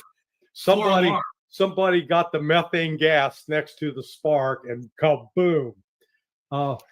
It showed that Zelensky either didn't listen to his handlers or his handlers are fools. So he shows up instead. He should have been there in a suit and tie. If he would have showed up in a suit and tie for the first time, that would have initially disarmed Donald Trump. But instead, he shows up with his ninja pajama outfit, okay? And he had everything but the fuzzy bunny slippers on. It's funny, Larry. When he got there, Trump even mentioned as soon as he got out of his car, he says, "Hey, he dressed for the meeting because he wore his better tracksuit, not his workout tracksuit." Yeah, he didn't go for the green goblin look. Right. And then they get into the Oval Office, and you know what? It got downright spicy, testy. And Larry, one thing that in terms of optics, Gary pointed this out on Monday when Emmanuel Macron rolled up in a limousine in that exact same spot on Monday. Trump didn't meet him there. He let some it was a lady, public affairs person meet him, whatever. He walked in. This time, Trump met him at the front door. And so you're thinking, all right, well, he's already given him more accord than he did to the president of France. And then the guy just blew it up. Yeah. Instead of, Zelensky went in thinking he could, I guess he thought he could bully Trump. Now, I don't put Trump up on some pedestal as if he's a god, but Trump he's a New York real estate guy and he's used to trading punches. Okay. And so, Zelensky has never been up against anybody like this. And then here's Zelensky starts blasting him and Trump lets J.D. Vance do some of the punching. This is like, on social media, there's this guy called Steve Inman who replays videos of people that are getting beat up or that start fights. And it's usually the bullies that are getting taken down. this would have been one of those Steve Inman videos where, here, get in and get some shots to the dome on Zelensky, and then Trump joins it, because Zelensky at one point accuses J.D. Vance of yelling. Now, J.D. Vance was very measured and polite and low key, and Trump goes, "He ain't yelling. You want to know what yelling is? This is yelling." Yeah. And I want to start off, Gary, if you can bring that video up, because we're going to start and stop it at very, very sparse. But I want to zero in first of all with respect, you two guys, right at the beginning of this, because first of all, you see here, this is at the very start. So this is before any of the fireworks started. You see Zelensky's leaning in. He's leaning in and he's lecturing Vance, because what preceded the video you're about to see here is that Vance had talked about, we wanted to, do diplomatic ends to this war. We want to see an end. And for some reason, and either one of y'all want to jump in on this once we see it, you have Zelensky, instead of just nodding and saying, okay, whatever you think, and then saying whatever he wants when the cameras get turned off, going behind closed doors, he starts lecturing the vice president of the United States, calls him by his first name, and mocks him. Watch how this starts. Yeah, let me just set the background. By the way, this has been going on for 25 minutes now. So they're going back and forth with the press for 25 minutes. And then this is what happens as it starts to unfold here. Ceasefire. He killed our people, and he didn't exchange prisoners. We signed the exchange of prisoners, but he didn't do it. What kind of diplomacy, JD, you are speaking about? What do you mean? I'm talking about the kind of diplomacy that's going to end the destruction of your country. Yes, but if you Mr. President, with respect, I think it's disrespectful for you to come into the Oval Office and try to litigate this in front of the American media. Right now, you guys are going around and forcing conscripts to the front lines because you have manpower problems. You should be thanking the president for trying to bring it into this conflict. Okay, stop right there. Yeah, boy, first minute's twice, like in 2 seconds, right? And then let me start the conversation with this. If Zelensky had just shut his mouth right then, it would have been an uncomfortable moment, and then things would have went on. But he kept going. He couldn't close his mouth. Yeah, no, he had to argue the facts, and he had no facts on his side to argue. And I love that JD didn't waste 1 second getting right back in on it, right? Yeah. So he might as well have taken lighter fluid to the office, poured it on himself and Zelensky, and then let it off. I truly do, Larry. I think that this was basically political suicide. I mean, if he had any chance, we showed this on a show earlier today, but 2 days ago, it was on the 26th, Zelensky made one of his little selfie videos that he does every day. And in it, he said, it is very important for us and for the world that America not stop its support of Ukraine. We have to be strong to get peace. That was his objective. So if that's your objective, why in God's name are you going to sit there in front of God in the world, live on television, and start calling out the vice president? And then, as you'll see in a second, he turns on Trump. Yeah. You see what problems we have.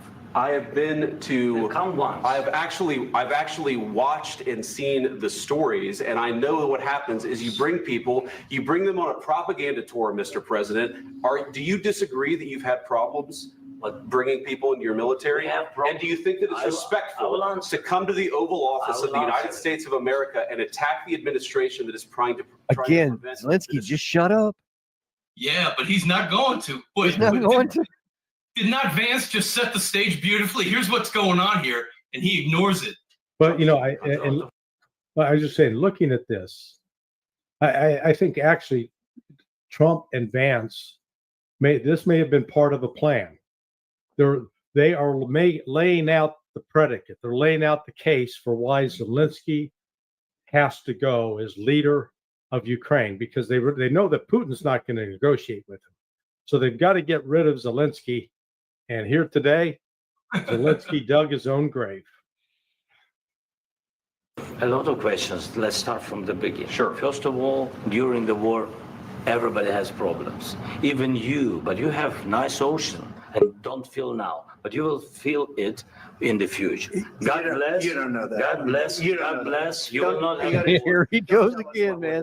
Just shut up. Solve a problem. Don't tell us what we're going to feel. Oh, I love that. Don't tell us. Look at that. Isn't that beautiful? Yeah. Yeah. I I'm mean, not telling you, Because I'm you're in no answering on position to this question. dictate that. That's Remember exactly what this. you're doing. You're in no position to dictate what we're going to feel. We're going to feel very you will good. feel influenced. We're going to feel very I'm good and telling very you, strong. You will feel influenced. You're right now not in a very good position. You've allowed From the yourself very- to be in a from very the bad very position, beginning and he of the happens war. to be right about From the very beginning of the war. You're not in a Mr. good Brown, position. I was have the cards right now.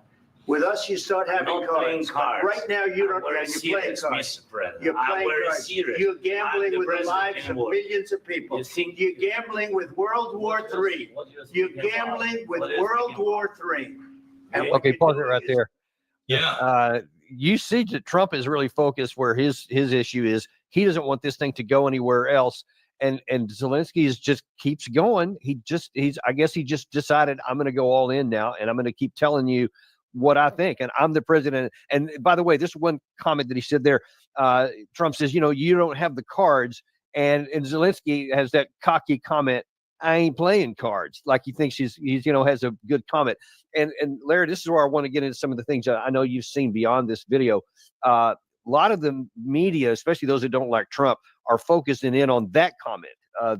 He said, I'm not playing, like he's the adult in the room. How do you see that?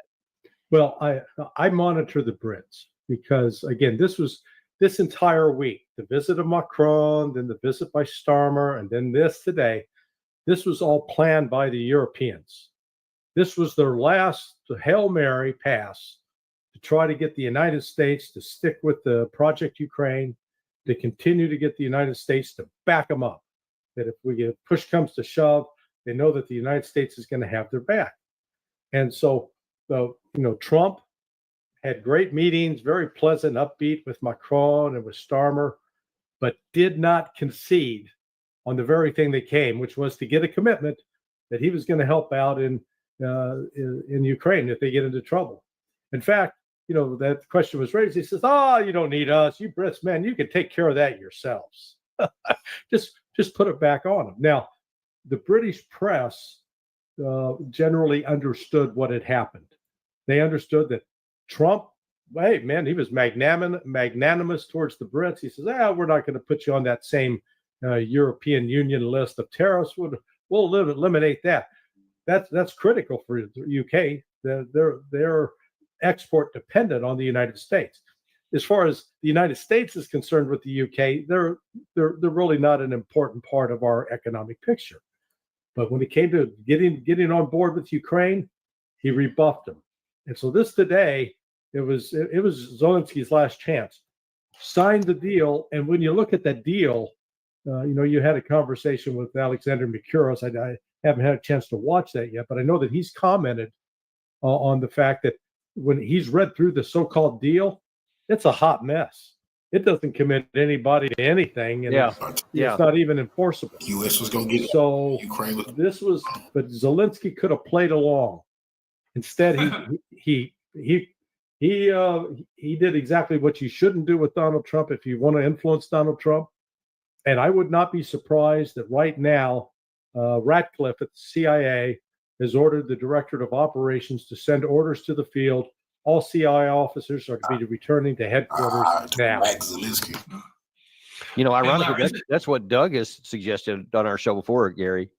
Guys, yeah. Hey, guys, isn't Zelensky treating this battle right here, the battle in the Oval Office, just the way he treated the battle in his own country? He looks at the battlefield and he ignores the realities and just plunges on, no matter what. Wow, that's a great point. Yeah, he's been dealing with complete just ignoring all the facts on the ground, just seeing what he wants, and then now here, gosh, ignoring all the facts that he's hearing that he's been thrown back in his face. And he's supposed to be a great actor, and so you would think that he would know how to play to a crowd, but I don't know what can be going on in his mind that would allow him to keep going down this path and to think there's any positive outcome that can come from it. You know what everybody says about that. The cocaine's got a hold of him. He's not even he doesn't have his wits about him anymore. What's fascinating is, so I've tuned into Sky News because they're usually a reliable indicator of where the British public are and sort of the key government players. They're shocked. that they are slack-jawed. Their jaws are hanging open. They can't believe what they've seen. In what direction are they shocked at Zelensky or shocked at Trump? I'm just shocked at Zelensky. Yeah. They're shocked. They recognize now, as far as Trump is concerned with Ukraine is done. It's a finished deal.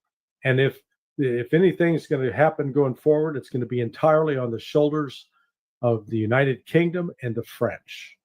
And they don't have the economic strength. They don't have the military strength.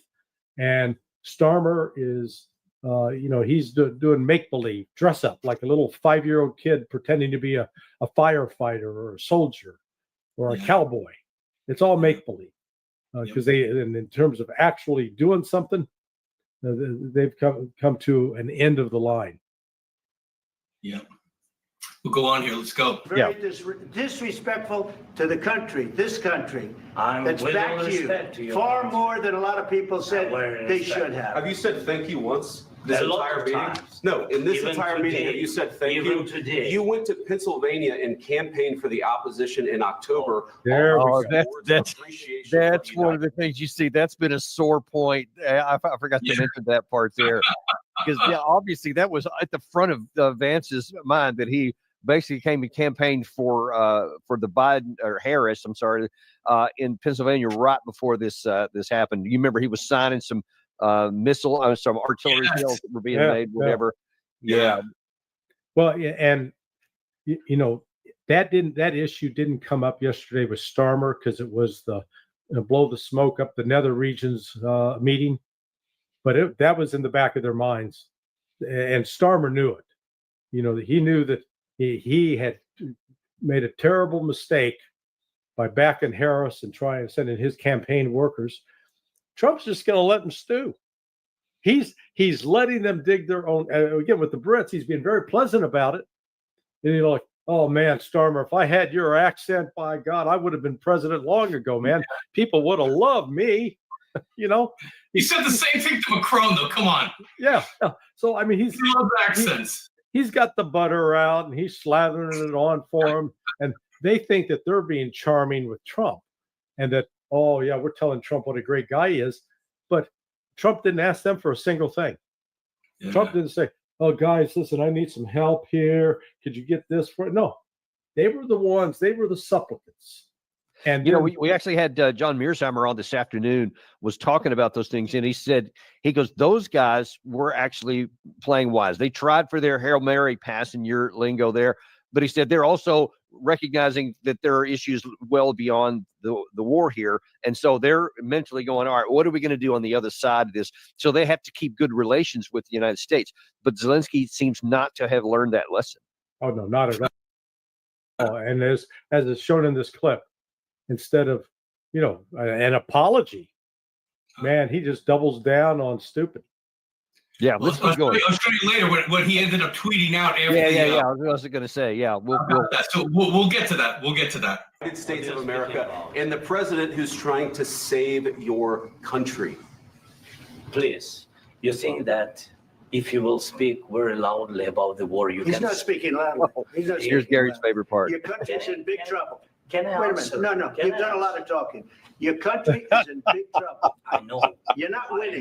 You're not winning this. I- You have a damn good chance of we coming are out staying- okay because of Mr. us. President, we are staying in our country, staying strong from the very beginning of the war. We've been alone, and we are thankful. I said thanks You haven't in been this allowed. cabinet. You and haven't not been only allowed. in this We cabinet. gave you, through I this said stupid president, $350 billion.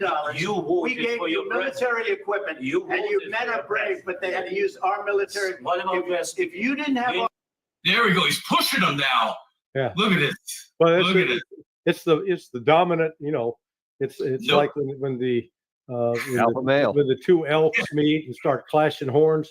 Except he doesn't have any horns to clash with. He's putting him back, and you get back in your place, Buster. Yeah. I mean, it was, and then this. Again, Zelensky thinks he can argue his way out of this. It's unbelievable. You would think at this point in time he'd realize, wait a second, this isn't going well. I'm not winning this, but no. No. Our military equipment. You invited If me you to didn't speak. have our military equipment, this war would have been over in 2 weeks. In 3 days, I heard it from Putin. In 3 days. Oh This is man! something you- So now he's mocking Trump by like, oh yeah, it's the same trope that Putin did. No, it's not what. Number one, Putin never said he was going to take Kiev in 3 days. That was actually Mark Milley who said he was afraid of that. But the issue here is that, but Zelensky himself has said that without American support, we would lose. And all Trump did was repeat that. And instead, he's mocking him and moving on. Takes balls, right? Or the absence of intelligence. I'm not sure that's a ballsy issue. Dumb balls. That's the mix. Of course, yes. It's going to be a very hard thing to do business like this. Again, I tell you. just say thank you. I said it a lot of times. Except to American people. Except that there are disagreements, and let's go litigate those disagreements rather than trying to fight it out in the American media when you're wrong. We know that you're wrong. But you see, I think it's good for the American people. Yeah, here you go. There, this is what you were talking I about. think it's very important. That's why I kept this going so long. You have to be thankful. You don't have the cards. You're buried there. Your people are dying. You're running low on soldiers. Listen, you're running low on soldiers.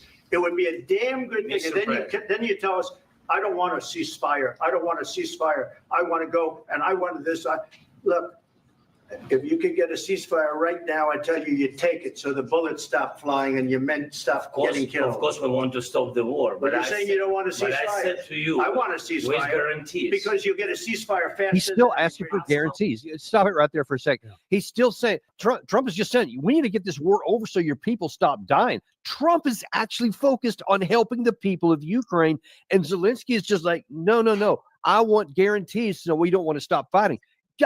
You're not going to get guarantees.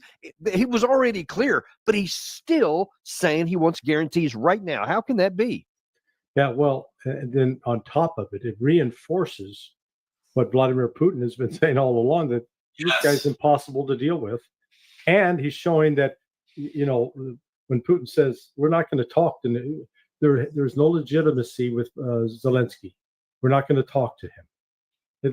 This actually reinforces Putin's position now going forward, and it gives actually Putin some more leverage in coming up with a negotiating strategy with the United States. You know what else is? It's almost unbelievable that, as we know, this White House has been so transparent. Trump's out there every single day. He's been broadcasting exactly everything that he's now saying in every meeting that he's had and every back and forth that he's had about these guarantees. So it should be of no surprise to him that he's continuing to say that. But like you said, Danny, still yet he keeps pushing for it when he already knows where's Trump coming from. Well, and look in the background. You see what's not on? The fireplace. Fireplace is not burning. You're right. Yeah, because usually when you have a warm meeting and the fire, people are hearing like Christmas carols in their heads. The ambiance, exactly. Yes. The chestnuts roasting on an open fire, and then they turn that off for a reason. Yeah, that's right. The cold, sober reality of this White House is coming in your face, sir. Wow, I didn't even notice that actually. That's why we have you on here with your that's CIA. why I get paid the big bucks. It is. The big bucks. Oh, ceasefire. What they think? That wasn't with me. That wasn't with me. That was with a guy named Biden who was not a smart person. That was with Obama. It was your president. Excuse me. That was with Obama, who gave you sheets, and I gave you javelins. Yes. I gave you the javelins to take out all those tanks. Obama gave you sheets. In fact, the statement is Obama gave sheets and Trump gave javelins. You got to be more thankful. Oh, okay. Did you see that right there? Look at Zelensky's face. Okay. This was being reported already that by Fox News afterwards. It says this is where Trump's other, like Secretary of State and Waltz, etc., they were getting aggravated at this because he just rolled his eyes. Now he's got that look on his face, and they were not happy. I couldn't have timed it more perfectly. Look at this look. You're right. Sheets and javelins. Which did I prefer? Yeah, no, he didn't endear himself to anybody in the Bush team, and he his I mean in the Trump team, and this is I think this is unrecoverable. You know, he can go out, he can go out and do damage control all he wants after this. There isn't any. This gave Trump exactly what he wanted. They want to get rid of Zelensky. They've now got the, if you will, the casus belli for doing it. Yeah, but two things. He was supposed to give a speech after this at the Hudson Institute. He canceled that. That's been canceled. I haven't heard yet. He was supposed to be on with Brett Baer during the 6 o'clock hour. I don't know if that's on or not, but they did cancel his speech that he was going to give. Yeah, I'm not sure he's going to want to go on that. I read also some reports that said that the White House said, yeah, you can just leave. They're not going to be anymore unless you want to come back and sign that deal. But apparently that's off the table. Even in Trump's going, yeah, I wash my hands of it. Yeah. I got a little bit of something of that of a reporter that's in the White House. We just have like another minute here of this back and forth here. You don't have the cards. With us, you have the cards. But without us, you don't have any cards. One more question to the Vice President. Yeah, I think that's about it, actually. It's going to be a tough Wait 1 second. Oh. Because the attitudes have to change. There we go. The attitudes have to change. About Zelensky. That's how we left it there. You know, and what do you got, Gary? We can just play this. This is the White House reporter for Fox, just describing what went on after that all went down. Left the White House, and the lunch that the two sides were supposed to dine on was sitting in the press area. When I went up to ask what was going on, we're told White House staffers are going to eat it themselves.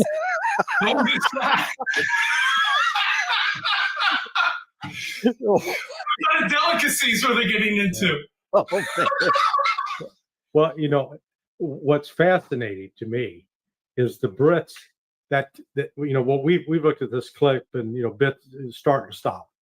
The Brits are running that 10-minute clip without pause. They're just running it, and they're showing it every hour.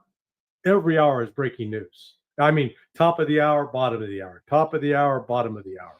And, you know, right now it's usually they go to sort of their standard programming where they're reading the news of the next day. Not tonight, baby. And what have they been saying, Larry? Have they been saying like, yeah, this is going to have result in Trump walking away? It's going to be the end of the war. What are they saying? I mean, that's what they're recognizing, that this means, you know, the United States is out of this, and this whole thing is going to be on the shoulders of us, the UK, and we're not sure we can handle it. They were hopeful, because I made a point of watching them before Zelensky showed up, and they were expressing hope that out of this, you know, Zelensky had signed the agreement, they'd secure that America was going to be there to help protect Ukraine, and that would give the Brits sort of the comfort they needed. Well, they were betting on that, and they lost. Yeah, and Gary, if you can throw that True Social deal up there. This is this came just minutes after.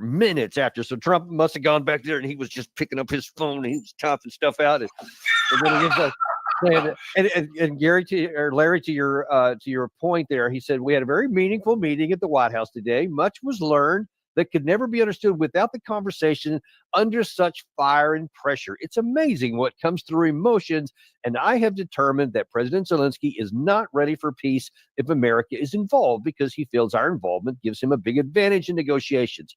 I don't want advantage, I want peace. He disrespected the United States of America in his cherished Oval Office.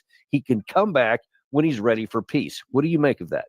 Yeah, man, he is laid the predicate for getting rid of Zelensky.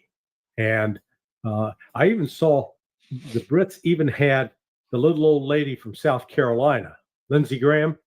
What did he say? Colonel Pat Lang, now deceased, that was his nickname for Lindsey, the little old lady from South Carolina. He was actually expressing outrage at Zelensky's performance. Yes, I've got him actually. Okay. Listen, we play Lindsey so much on this channel, rightfully so. Right. Put him in place, right? Well, usually he's out there carrying Zelensky on his shoulder and giving him a hug. Yeah. like last week. Yeah, but today, Graham was distraught. He was. And listen what he has to say for Trump. Ron, I'm any would-be adversary I'd be worried about right now. He gave a master class in how to stand up for America. That was Trump. And what did he say about Zelensky? Do you have any of that? It was disgraceful how he handled himself. Which is shocking, because we put him here. We showed his clip from last week in Kiev, where he's standing there telling everybody, "I'm glad that this guy's our ally. Remind me not to invade Ukraine. You know, this guy just needs more stuff. We need to get." And then holy, that's a big issue for him to turn around like that. Yeah, no, this is if you would have been predicting this, people would have said, "Nah, I think that's too far out." I really didn't expect. I was hoping there would be this kind of blow up, but man, I never expected it, and it exceeded all expectations. Okay, let's play that Graham one, talking about how happy he is to have them as an ally. I'm going to tell you and your people, you're the ally I've been hoping for all my life. Not one American has died defending Ukraine. You've taken our weapons and you've kicked their ass. And I'm very proud to have you as our ally. There we go. Apparently that pride expired today at the hands of no one short of Zelensky himself. Gosh, I keep saying it over and over. I think this is political suicide. I mean, it's past tense. It's beyond recovery. The real question is what's going to happen now. And Larry, I'd like your view, because I know you have some context and you follow some of the social media in Russia. What are Russians saying about this? They're giddy. I mean, they are. I've had a call from a couple of reporters. They're just like, I can't believe this.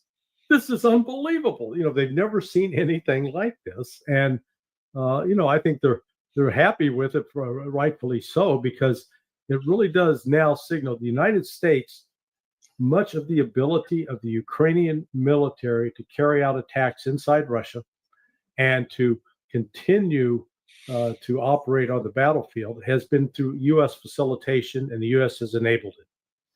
This, I think, based upon what Trump said today, they're going to pull the plug. They say, okay, this is done. We put enough money into this dry hole.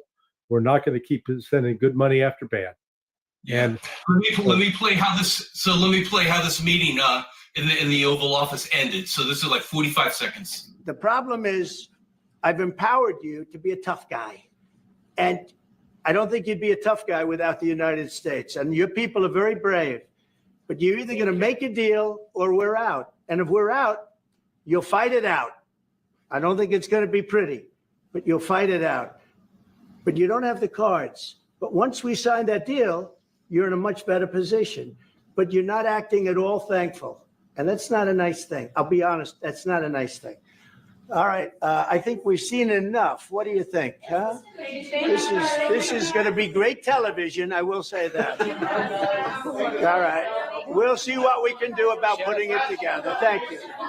Thanks. I love how Trump I hadn't seen that. That was new. He knows how this is played out. You're going to fight it out without us. He didn't have a top-rated TV show for so many years for nothing. And people keep forgetting he's not the politician. He's the showman. He's the entertainer, and he's all about getting ratings. He couldn't have orchestrated this better, could he? No. This was it was the buildup. You had Macron, then you had Starmer, and all the expectations rising. But he built the drama into it, and then he just. So then after this then Zelensky tweets out, "Thank you, America, for your support. Thank you for this visit. Thank you, POTUS, Congress, and the American people. Ukraine needs just and lasting peace, and we're working exactly for that."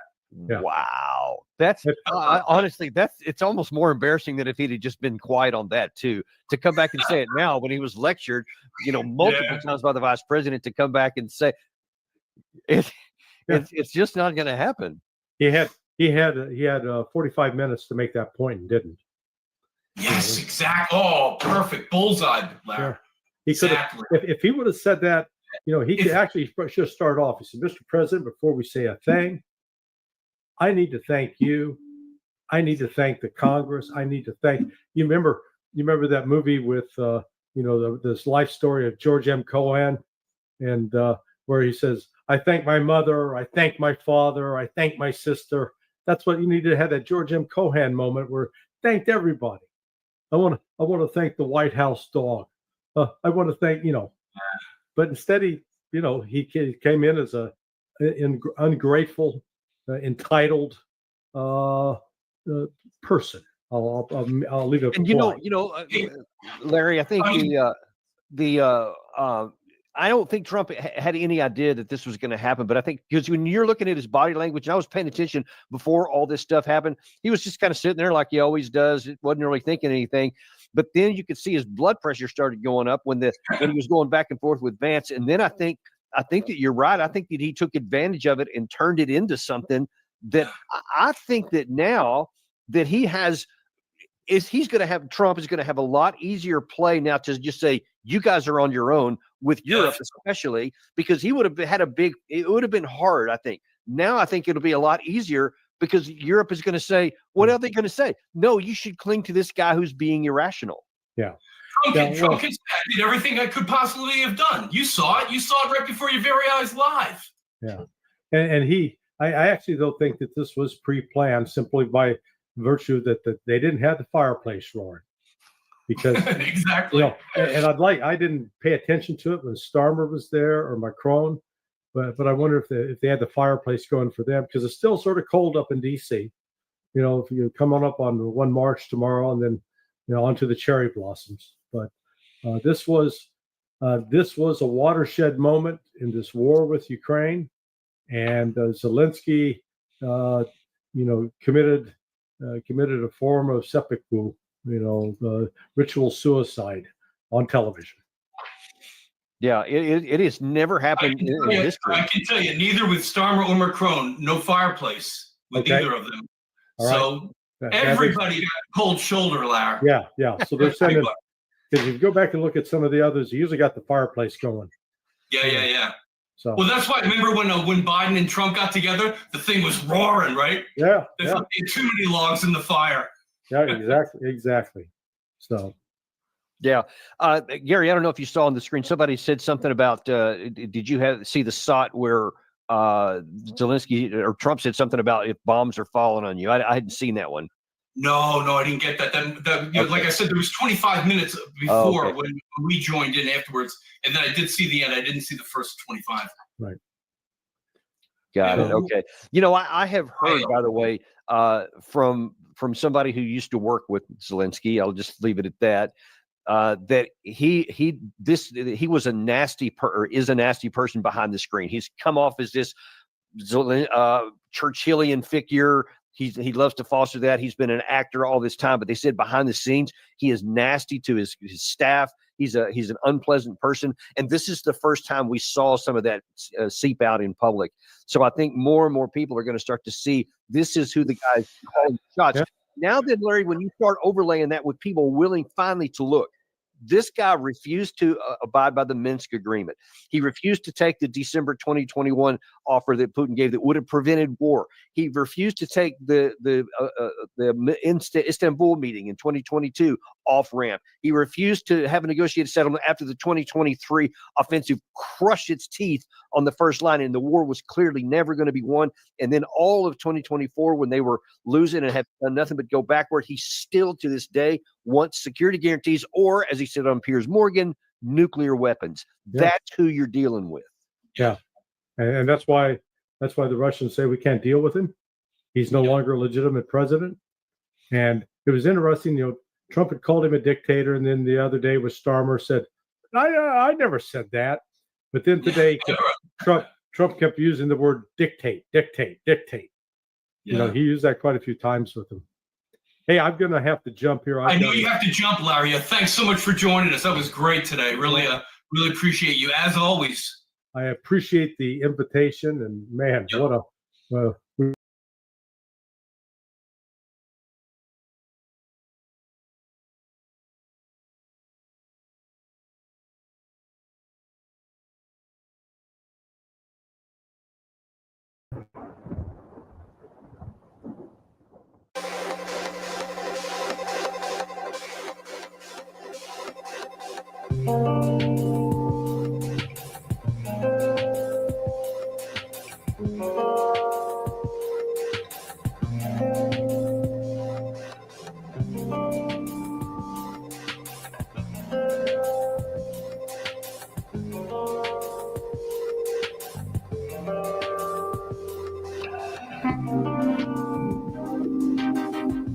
As you may remember, 2 days ago, in one of my videos, I said that on Friday, a political clown and drug addict with experience, Volodymyr Zelensky, would visit the United States to meet with the current owner of the White House.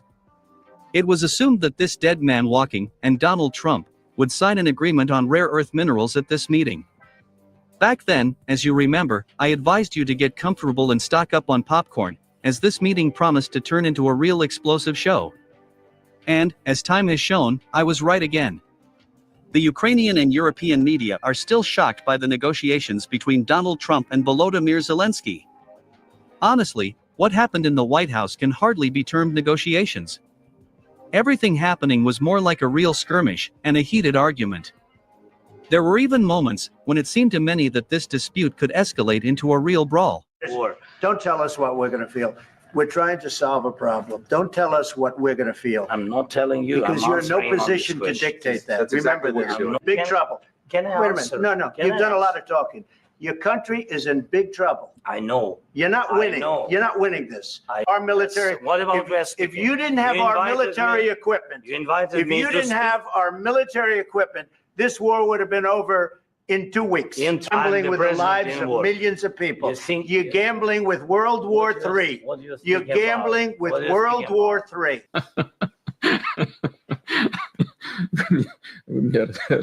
Yes, my dear truth seekers, these shots will go down in history.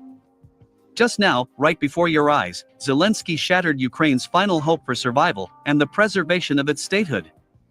US President Donald Trump and Vice President James David Vance literally destroyed the head of the Kiev regime by dropping truth bombs on him. Journalists present at the White House noticed that the Ukrainian ambassador covered her face with her hand, so as not to see this disgrace. Later, Fox News journalist Jackie Heinrich said that Volodymyr Zelensky was not going to leave the White House. According to her, US President Donald Trump kicked Zelensky out. Jackie Heinrich claims that the Ukrainian delegation literally begged Donald Trump to give them one last chance and restart the meeting. However, Secretary of State Marco Rubio and National Security Advisor Michael Waltz said that Volodymyr Zelensky and his entire delegation should immediately leave not only the White House, but also the United States. Journalists noticed that Zelensky, who was leaving the White House, was depressed, and that for the first time in 5 years, he refused to answer journalists' questions. Well, my dear truth seekers, as you can see, everything that Vladimir Putin said about Zelensky turned out to be true. In particular, a few days ago, Putin bluntly stated that Zelensky had become a toxic person for the Ukrainian army and the citizens of Ukraine. According to him, Zelensky is destroying not only the Ukrainian army, but also Ukraine's statehood. Putin also added that Zelensky does not need peace, and that he will do everything to disrupt the ongoing peace talks between the United States and Russia. Against this backdrop, it can be assumed that if Zelensky does not leave his post voluntarily, then the Ukrainians themselves will physically eliminate him. The fact is that Ukrainians themselves are well aware that Zelensky, with his inadequate policy and inability to agree, can completely destroy not only Ukraine's statehood, but also its entire population.